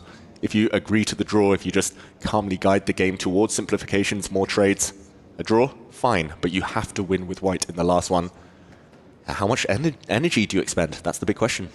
But I loved it. Those signs that our audience was very energetic, and thereby them having the goat on. There was this time in the chess world where Magnus and Hikaru's fans, they were quite divided. You could be one or the other. If you liked Magnus Carlsen, you couldn't like Hikaru, and the other way around. Hikaru fan, do not like Magnus Carlsen. But I think now, today, in the chess world, there's so much respect for both these players, and even between these two for each other, who've continuously pushed each other to their limits. Look, I'll say it. It's difficult to like one and not the other, frankly. They've both accomplished so much. They're both have a really good relationship off the board. They have so much respect for each other. And frankly, when they meme off each other, it's just so much fun. Like, you absolutely love to see it, right? So right now, we're seeing their competitive over-the-board nature, and that's very important, of course. This is crunch time at the Esports World Cup. But frankly, these two players, absolutely phenomenal. That reaction from Magnus right now? Slightly surprised with knight c4. I think he was expecting Hikaru to just go rook e8 and repeat the position. Handshakes, let's take it to the final game. But Hikaru says, not so quick. Yeah, I love this last move from Hikaru. It does show that he's willing to test Magnus Carlsen, at least ask a couple of questions before the draw might be agreed. If Magnus isn't careful here, there are some pawns threatened. The black bishop wants to capture on d3. The black knight is hitting a pawn on the b2 square. He's even sacrificing a pawn, Hikaru Nakamura. But let's show what happens if Magnus does take this pawn on c7. The black rook will move, saving itself. The white bishop hit. If it retreats, moves wherever. Bishop takes knight, boom. And the knight takes on b2. Black wins a pawn due to the fact that knight to d3, whether it captures a pawn or not, will be a fork, hitting the white king, hitting the white rook. So Magnus actually does need to take a timeout to guard against this big, big threat. He can't get greedy, the world #1 right now. And that has paused him here. It's forced him to go into the tank. Well, that's the trick, whether you take the pawn or not, right? Hikaru is setting up an idea here. And Magnus, he's not suddenly feeling as comfortable as he was looking on camera earlier. One of the natural moves that come to mind here would be to push that B pawn forward, B3, but then you're already calculating what actually happens if Hikaru, regardless, goes for the trade, and I believe B3 is on the board. Will Hikaru create an imbalance in this very balanced endgame? Bishop takes knight, and get your knight into Magnus's territory to threaten those forks, the idea of knight takes pawn via B2. Yeah, I think he has to try. Just you don't want to retreat the knight and just admit a bit of a psychological blow there. You lose 2 tempi. There we go. He does jump in. This idea we did highlight a moment ago. He doesn't capture a pawn in the process, but he's going to win the d3 pawn. The white king or rook have to get out the way of this fork now. I'm expecting the white king to move, but the white rook also could enter the 7th rank.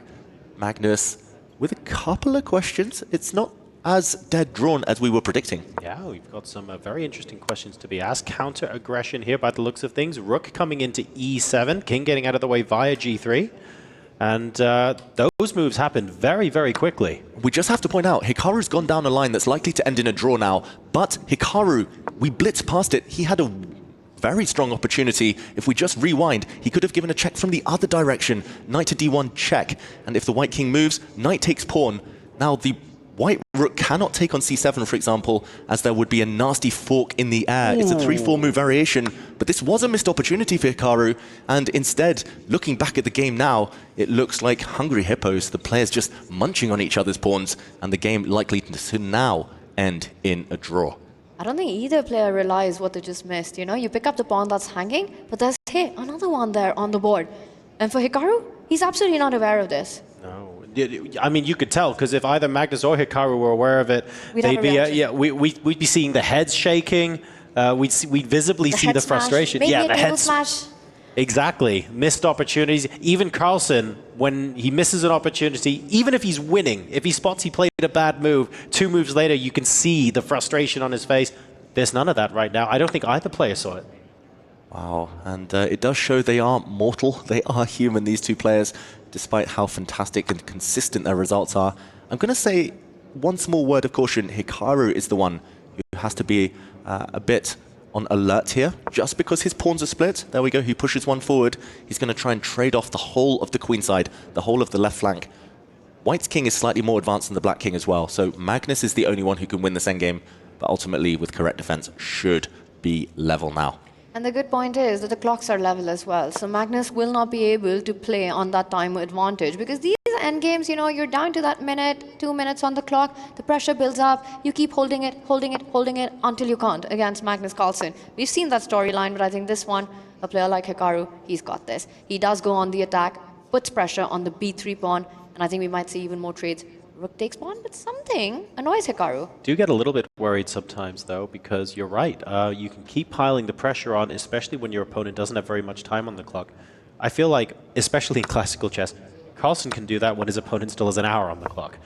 He almost doesn't need the time advantage to be able to do that. But look at how centralized that king is. If the rooks are tied up, defending the pawns on the c-file, Carlsen's king is so much more active, so much more centralized. Here we go, the position starting to repeat itself. This is the second time we've seen this one. The problem is if the white king steps forward, the black king also moves forward to block. Will Magnus play on, or will he agree to the draw here now? I think he plays on. I think Magnus pushes this one.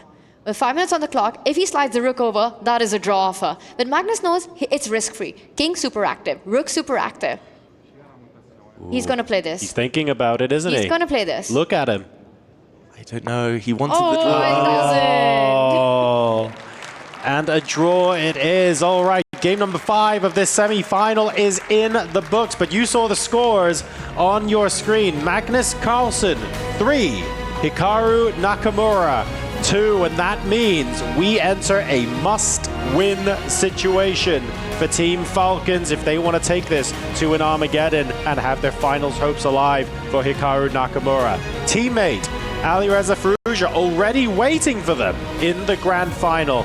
But will Magnus Carlsen be able to push his team over the line and take on both Falcons at the Esports World Cup?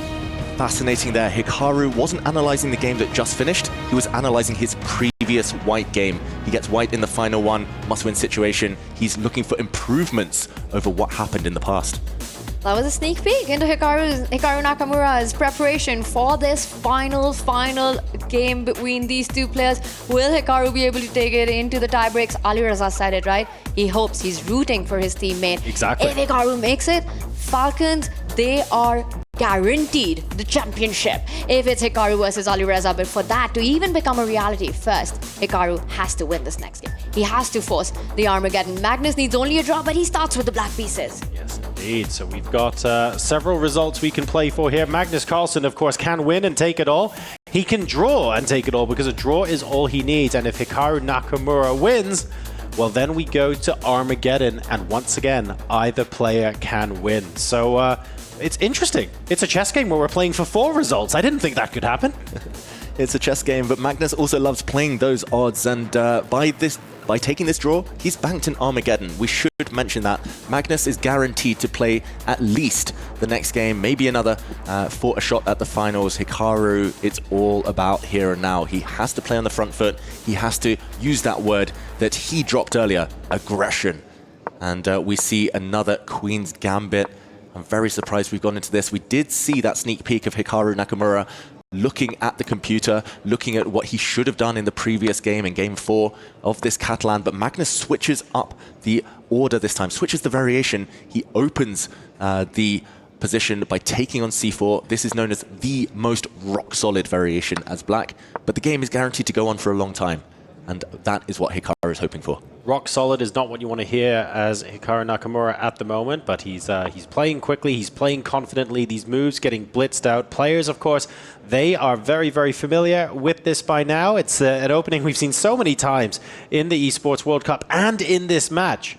But now it's a must-win situation. We're going to start seeing those risks. This might be well understood, but we're going to move into unfamiliar territory. We're going to be taking those 50-50 moves, those risky punts, rolls of the dice, to see if we can catch our opponents off guard. And a widening of the eyes from Magnus Carlsen as Hikaru allows him to double the pawns. Black's most principled move here, the theoretical move, this is still a well-known position, is bishop takes bishop. We would see a bishop trade on f4, white recapturing towards the center. Magnus actually says no. That would not only re-establish white's control over the center, though, it would open up the g file for potential attacks later on. And that's a long story that has a lot of history behind it, that variation, but Magnus doesn't want any risk here at all. A slightly cagey approach by Magnus, just making sure that there are no imbalances in the position, so keeps the pawn formation as is, not allowing those open lines. But now this sort of again gives the option to Hikaru, right? He could get out of this trade. He could trade on d6 on his own self and say, you know what, that d6 pawn might come under fire. But if I'm white and I'm Hikaru Nakamura, I'm thinking, how do I keep as much tension on the board? How do I keep as many pieces on the board? This is my final chance to play for the win. There might not be something direct, but I want those bishops alive. Yeah, I completely agree with that. And also, if you take the bishop on d6, your queen's on the c file. You want to open up the half-open c file for black. It means that play becomes quite natural. It's not necessarily advantageous, but it becomes really obvious what the immediate plans are for black. So, what do you do instead? Not sure. But also, where do you move that bishop? Maybe g5? Are we risking trading it for a knight? It does get taken on the next move, but there were some big questions to be answered there. And Magnus is the one to blink first with that trade. We talked about the doubled f-pawns. White has a lot of grip on the dark squares, a lot of grip on the center, but also a semi-open g-file. And it might not be relevant now. It might not look like White is going to brew up any attack, but watch out for a bit later as Hikaru now about to defend the front f-pawn. All pawns on dark squares with the light squared bishop to complement them. This one, I'm very surprised by Magnus's decisions, allowing White all these central pawns. You know, with all the trades that have happened on f4 and c3, you see a flank pawn moving towards the center of the board, controlling more squares, opening up the g line for one rook, opening up the b line for the other rook. So quick decisions taken by Magnus. He's got to have something direct in his mind, and he shows his cards there. b5 is what he wanted. A trade on that line would open up the game to further trades. And let's not forget, after pawn takes pawn, if the rooks come off the board, the black queen slides over to a beautiful spot lining up with the black bishop.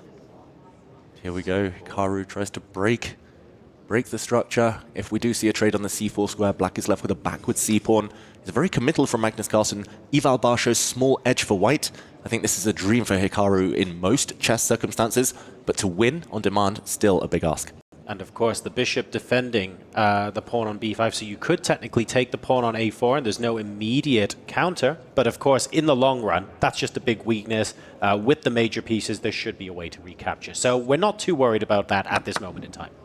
He takes towards the center. That's normally the way. Give a top player two options. They'll usually capture towards the center. And that's because this time the black bishop is able to install itself very nicely, centralized in the middle of the board. But the black c-pawn isolated, the black a-pawn isolated. It does look like a small advantage for Hikaru.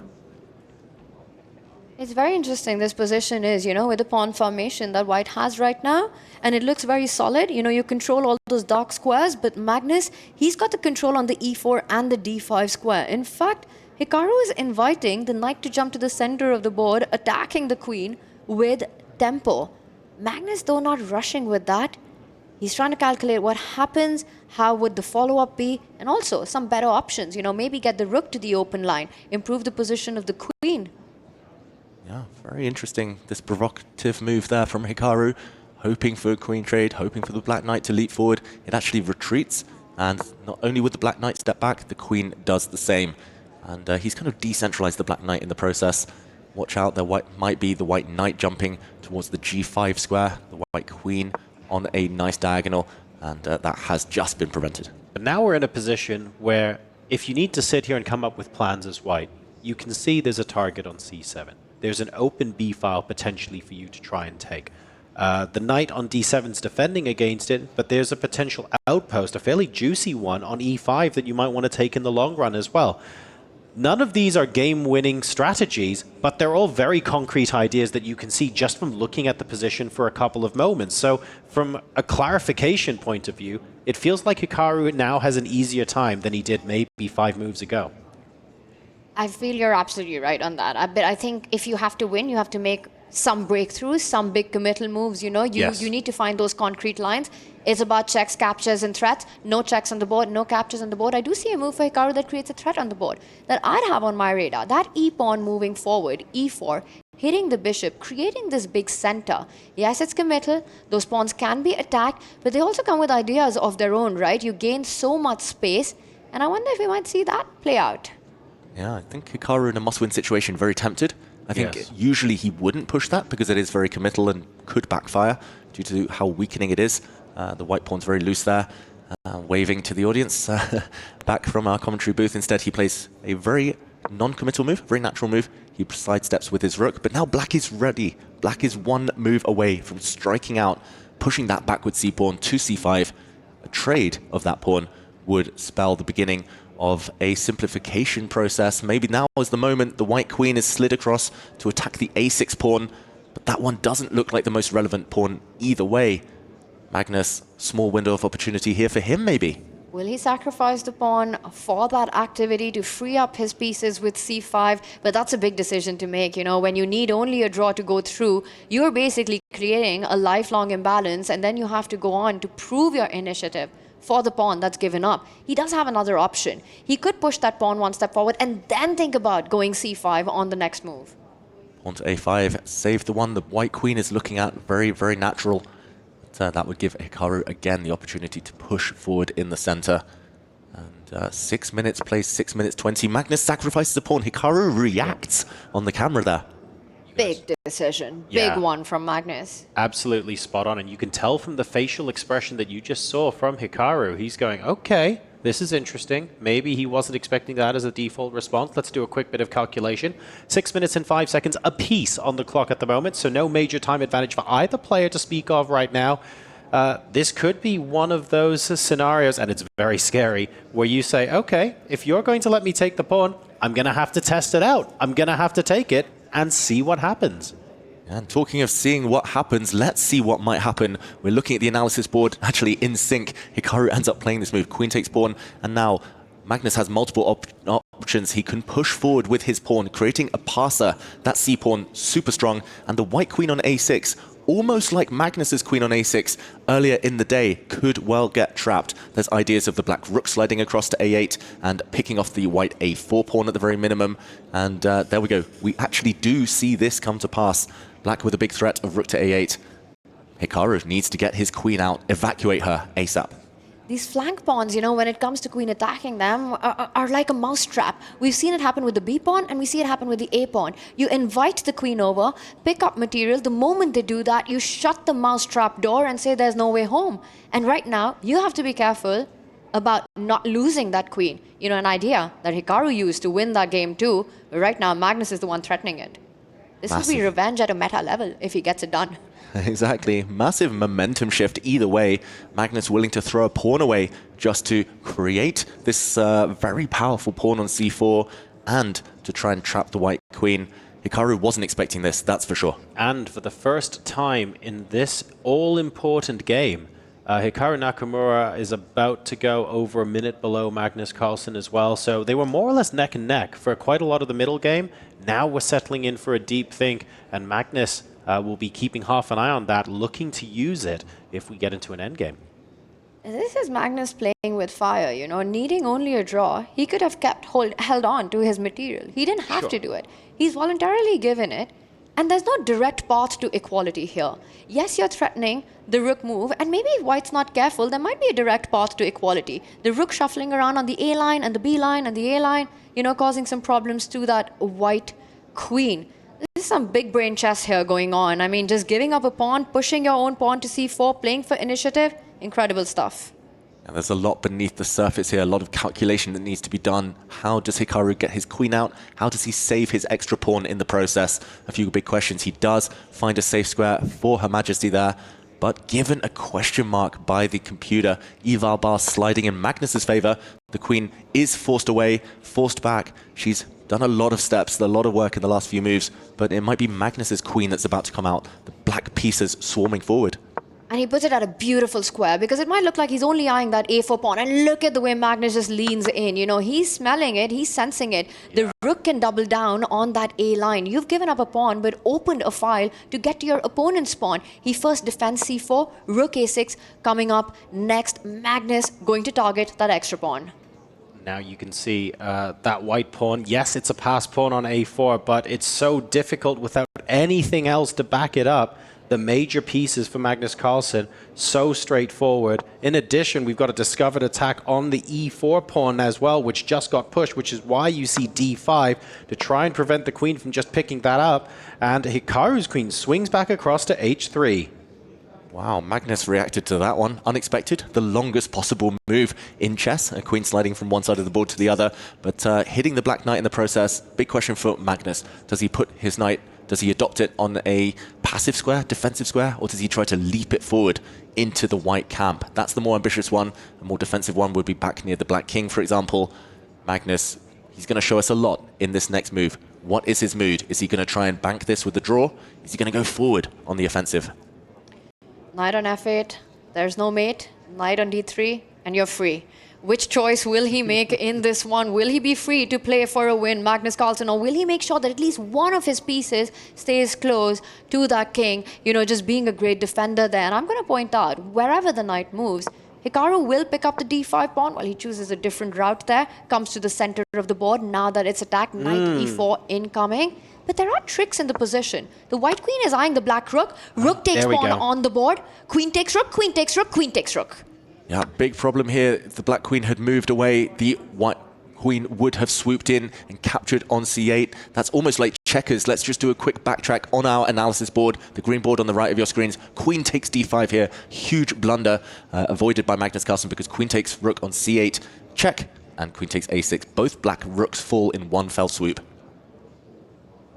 That would have been 2 rooks lost for 1. And of course, Magnus avoids all those dangers. He goes rook takes pawn himself, but this is going into proper blitz territory now. Hikaru Nakamura brings out his knight. Material is level. 4 pawns versus 4 pawns. But that's C4, which is just 3 steps away from becoming a queen. Tying down Hikaru's rook on C1. This is about to get tricky. I think it's advantage Magnus just simply because of that passer. And the reason we just explored on the analysis board is also the reason E5 was given a question mark, because you could have actually just taken the pawn. The same tactic would have been on the board. So anyway, it came to pass. We saw what could have been. And now that looks like a big blunder. Knight F1 from Hikaru. This could be huge. Magnus has blundered. The white knight can now retreat to F1. The black knight has pinned itself, and this wins the black knight. Magnus has blundered. He's going to react. He's just lost a piece in one move. He can't believe it. And the crowd, they're supporting Hikaru. They know he's about to win. He's found the move. And now the queen can jump into the attack, triple down on that knight. You pin it and you win it, and Magnus Carlsen cannot believe it. Wow, the black knight doomed, tied up in knots. Magnus is reacting to the crowd. I think he can hear what's going on. So much applause now. Hikaru Nakamura is about to strike back on demand and force Armageddon. Team Falcons fans, they're going absolutely wild. And Hikaru Nakamura, he's about to get this done. He is taking the world #1 to an Armageddon. He's won a night, he's done the hard work. There are no tricks in this position. Hikaru wants to go up to the top of the board, trade off queens. Magnus is about to resign. He's going to confirm the Armageddon. There we go. Nakamura pounces when he sees the tactics in his favor, the persistence and the pressure in the position, paying off for the Team Falcons player, and he bites back on demand to force an Armageddon in this second semi-final of the day. The world #1 and world #2 in a best-of-6 semi-final. Well, they can't be separated in regulation time, so it goes to Armageddon. This is insane. Hikaru Nakamura does the unthinkable against the unbeatable Magnus Carlsen. Magnus taking that first win in this matchup. You know, coming back from that with your back to the wall. If anyone can make it happen, it's Hikaru, and he does it. And it was this moment that cost Magnus Carlsen. Will it go on to cost him that final spot? Wow. Just breathless action here at the Esports World Cup. We saw it, Magnus reacting immediately. And annoyed at himself, I think, more than anything for just walking into a simple pin, maybe missing that the White Queen covered the third rank, preventing any real defense there. See, folks, Knights on the back rank. We were maybe making fun of it a little bit later, a little bit earlier on, I should say, in the broadcast. Well, guess what? That was the winning move here that took us to an Armageddon. Team Liquid versus Team Falcons, very much still alive as we go to Armageddon after this break.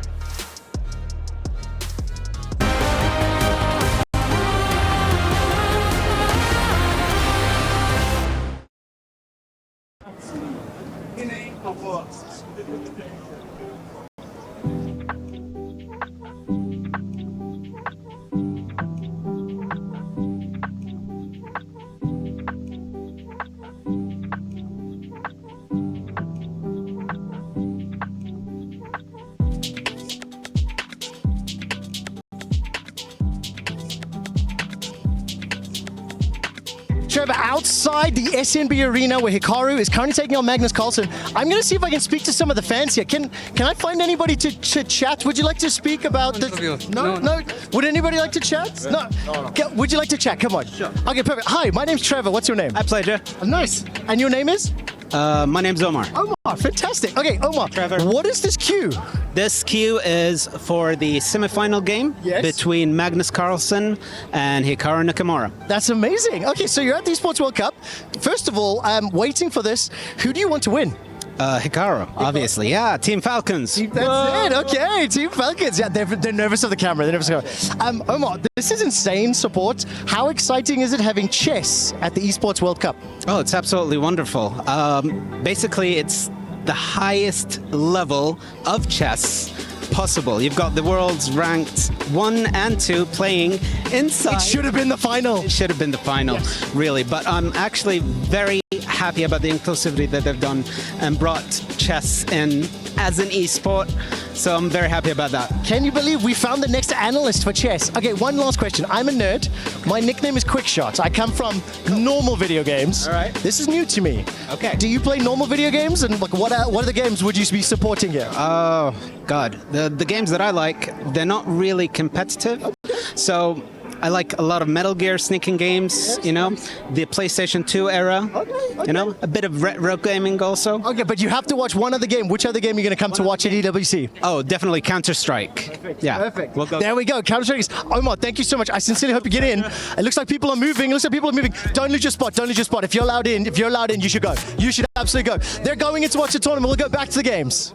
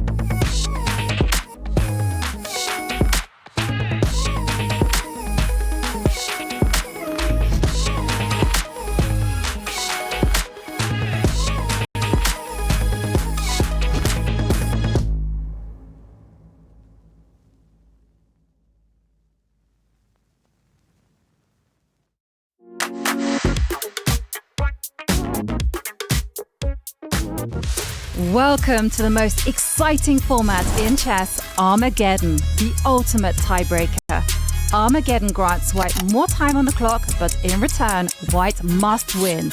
A draw secures Black the match point. White will start with 10 minutes. Each player submits a confidential bid with the amount of time that they are willing to play with to take Black and get those coveted draw odds. The lowest bid gets to play Black and plays with the amount of time that they bid. The opponent gets the full 10 minutes. Let the Armageddon commence.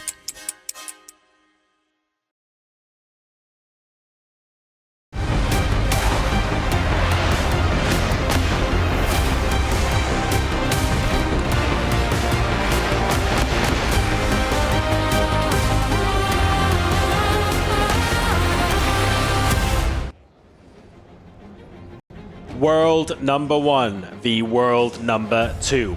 Reigning club champions at the Esports World Cup versus the runners-up. And it's 3-all tied in the semi-final, going to an Armageddon game. It does not get more tense than this. It feels like fate, it feels like destiny. The only way to separate these two fantastic chess players is Armageddon. It had to go the whole way. It was always meant to be. But who will come out on top? That is the big question. So much at play. The mind games, the blunders we've seen, the time scrambles, and it all ends here. It all comes down to this. One game, no mercy. Biggest stakes, highest pressure. Two legends, one spot in the finals, and this one will settle it all. Magnus Carlsen versus Hikaru Nakamura. Hikaru doing it twice in the match, coming back from behind, making it a reality. What a performance. Magnus Carlsen, he's angry right now. He knows that the crowd here is supporting the home favorite team, Team Falcons, Hikaru Nakamura. He's not used to that. He's the one who usually has the crowds cheering for him. How will he deal with the pressure? So the scores are 3-all, and you might be asking yourself, well, chess is a game that can end in a draw. How does one game decide it all? This is an Armageddon game, and here's how it works. Both players submit a confidential bid to the arbiters, and the player with the lowest time plays with the black pieces. And you might be thinking, well, that sounds a bit unfair. You've got white with 10 minutes and black with less than 10.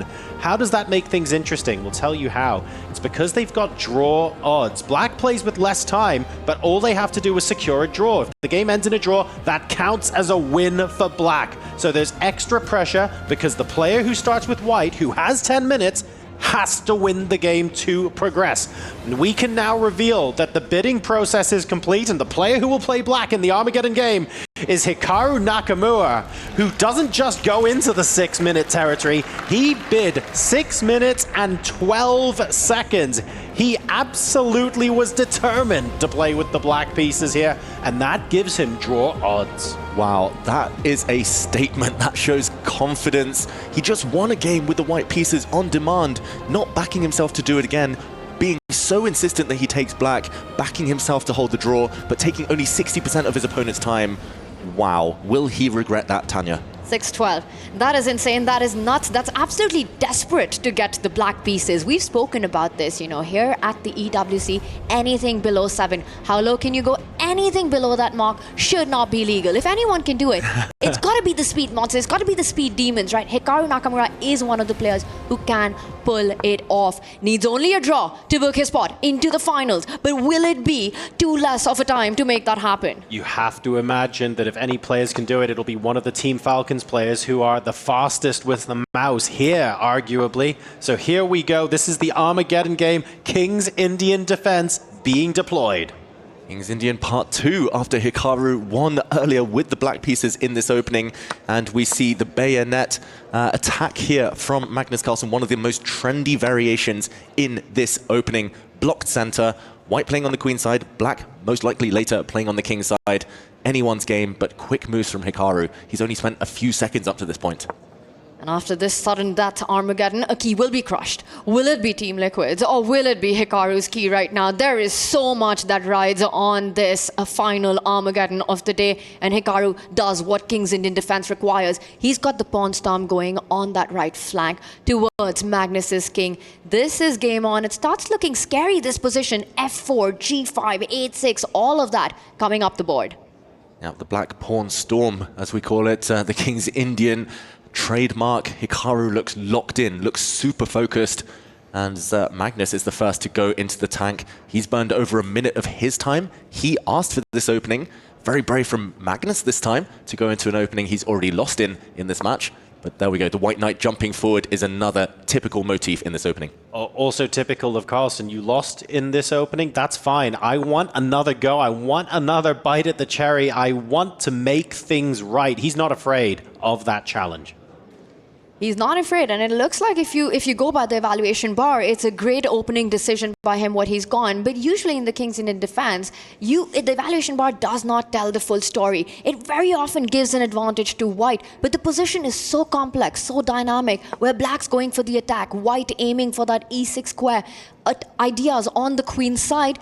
David, how often have we seen the evaluation bar be completely wrong from a human perspective in this opening? Exactly. It's deceptive. We'll ignore the eval bar for the next few moves unless it swings massively in either direction. This is the one opening that computers, that AI and others were still struggling to understand up until recently, always giving White an advantage due to the extra space, the D5 pawn as the spearhead. But Magnus forced back with his knight, forced into the retreat. Hikaru now stepping back with his rook. It's the clock times that tell a lot about this story. It is Hikaru's style. He's an attacker by heart, by nature. Magnus doesn't like defending these positions. And he's coming in with those pawns next, right? 8-6 was only setting up F4 and G5. Magnus denies that. He goes for the trade of those pawns. Pawn takes pawn on the board, recaptured by the knight. But this does leave a beautiful E4 post for Magnus's knight to jump into. Remember as well, Hikaru started with 6 minutes and 12 seconds. Magnus Carlsen with 10 minutes. So Hikaru has used less than half the time that Magnus has, but he has to keep this up for the entire game. Yeah, it's not going to be easy. I was shocked actually that Hikaru took on F5 with his knight. They do say that every schoolboy knows you should take back on F5 with your pawn to establish a beautiful pawn center. Much more fluid, much more mobile there. And especially against Team Liquid, you want that fluid pawn structure. And here, look at this. The White Knight installed brilliantly in the middle of the board. Magnus, I think this is a huge step in the right direction for him. The last few moves, he's going to be very happy with. Complete control of the light squares in the middle of the board. He lines up the queen, a battery there. Bishop takes knight. Now another piece replaces that central square. Hikaru, meanwhile, sets up a battery on the F line. The queen and the rook lined up. Ideas of the knight jumping to H4 to trying to deflect that defender on F3. Magnus covers the central D4 outpost. Still a very cagey position. Hikaru steps forward. He's playing this like a must-win game, Hikaru. Even though a draw is sufficient, that's a great attitude. He wants to be aggressive, as he was talking about earlier in the day. The White Knight felt it was redundant on that F3 square. It's relocating, going to jump forward to hit the Black Queen. Still very cagey stuff. Magnus still with a 3-minute time advantage, though. And a bit of a mistake from Hikaru. The Black Rook sliding to the wrong side of the board. Knight G4 in the air. Okay. And it comes in, it hits the queen. There are big ideas. The queen needs to stay connected to that Black Knight. It moves back to F8. Wow, apparently there's a brilliant tactic that gives Magnus a huge advantage in this position. It's difficult, it's hidden, it's unlikely to appear. I'm going to say for a human in a situation like this, tough. But bishop takes pawn on E5. Bang! Blowing open the center. Wow. And after a recapture, the White Rook is going to slide across, pinning the Black Knight, just like Hikaru pinned his knight in the previous game. White is going to win back the material that he just sacrificed with interest. Is Magnus going to find this? That is the key. This would be the continuation of the variation that he would need to see at the very end, with a knight fork, winning the Black Queen, emerging with a couple of extra pawns. Magnus misses it. Queen to D3 instead. Missed opportunity by the world number one, Hikaru, probably breathing a sigh of relief. That was a long line to calculate, and especially that maneuver at the end by the knight winning the queen. You know, someone taps Magnus on the shoulder, tells him there's something in the position, he finds it. But to realize that this is the critical moment, that something exists, is the hardest part about chess. Instead, Magnus going the wrong way, another inaccuracy on the board. It's something so difficult to see in the moment as well. And here we go. We have a little bit of liquidation on the queen side of the board. The rooks have been swapped off on the A file. There is no longer a pawn there. And now we've got White potentially taking the pawn on B6 at the end of that sequence. Yeah, Magnus can swoop now. The white rook is poised as we see Hikaru actually pre-moving, expecting Magnus to take the knight in the center of the board instead. But why is he hesitating? There we go. Magnus Carlsen takes. Be careful. There are some forks in the air. Black is threatening to play rook takes bishop, followed by a nasty knight fork. That would be a winning tactic. Magnus needs to get out of that. He needs to sidestep with his king or defend the e2 square with his rook. Anything else, Hikaru might take this game.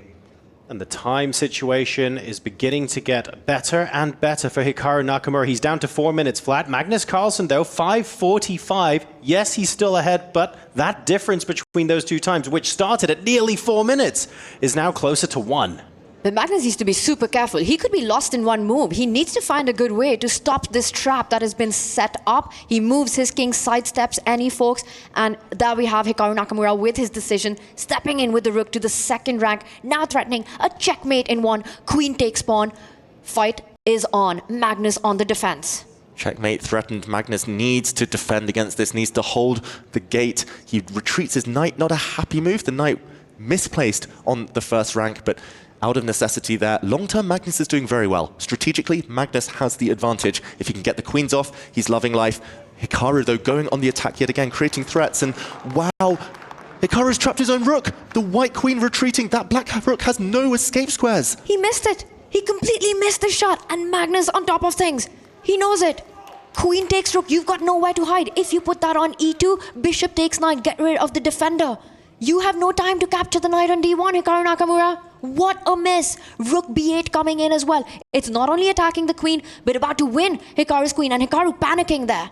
It's all gone wrong for Hikaru Nakamura in the space of one move. It was a very attacking position, a very promising position, one he would have enjoyed. But this double attack, very sneaky there from Magnus Carlsen, has just one material. Now the black rook drops off, exchange up, rook for knight. But he will fight on. With the queen, knight, and bishop around the white king, Magnus has to go on the attack. Otherwise, Hikaru's queen's about to come in on h2, threatening some big checks. And you can see the mentality from Hikaru, that champion's mentality. He slumped in his chair when he realized that was a big mistake, and he got back up within a fraction of a second, and he was instantly calculating, what can I do next? How can I still make something out of this game? This is still so complicated. Magnus has a very narrow path here to victory. His bishop is attacked. The black queen is super active. He needs to slide back. Great defensive move there. Hitting the black bishop, defending with the white bishop, and setting up some checks. The white bishop hoping to slide into h7, forcing Hikaru back with his bishop. We saw Hikaru almost banging the table there. Look at the eval bar. Magnus is winning. White is winning, but can he put the finishing touches on? It's 4.5 minutes against under 3 minutes now. Still anything possible? Exchange up, simplification here, favoring the player who's currently ahead. Hikaru getting more and more frustrated as he sits because he has fewer pieces with which to create the complications that he so desperately wants and needs in this game. But Magnus Carlsen's the one who is playing for the win here. He goes in with a check. And now look at that beautiful move. Retreats the bishop. Once the king is disconnected from the bishop, he disconnects the queen from that dark squared bishop. Rook takes bishop is the big threat. Hikaru Nakamura, is he giving up? Hikaru looks devastated. He's going to slide his king across to defend the bishop. The white rook is perfectly placed. The white bishop perfectly placed. All Magnus needs to do is bring in his queen. But Hikaru looks so frustrated, giving up hope. Where is the finishing blow? Magnus looking for it with 4 minutes left. Hits the black queen. He's going to kick her away. And now he's going to give a check with his bishop. The black king has nowhere to go. The white queen poised to swoop in. And that might just spell the end. Hikaru gets ready to resign. Checkmate incoming. It's going to end here and now. GG, Magnus Carlsen in an incredibly thrilling Armageddon game pounces on the mistake immediately after. Counter chances for both players, and he edges this thrilling contest to make it into the grand final of the Esports World Cup to face off against Alireza Firouzja. What an incredible match from both of these amazing competitors. What a battle this was, and the rivalry gets settled one more time. Magnus Carlsen, after the thrilling fight, comes out on top, edges Hikaru Nakamura in a crazy Armageddon where you have to say it was a Magnus Carlsen show. He got his opportunity, and in the end, finding the right checks, finding the right traps in the position. This was the moment it all turned around. Just when it looked like Hikaru was on top of things, it was Magnus who won the material, won the game, will go on to fight for $250,000 and pride for Team Liquid. So nice to see the players as well. Great sportsmanship there, talking about the game afterwards. This was the best I've seen Hikaru play against Magnus in ages. Ultimately, though, it is that man again. He's got through one Falcon. Can he get through the other? So much respect between the players. You could tell immediately following the end of that game. Let's go ahead and hear how it all went down in their heads as well, as we have the opportunity to talk with Magnus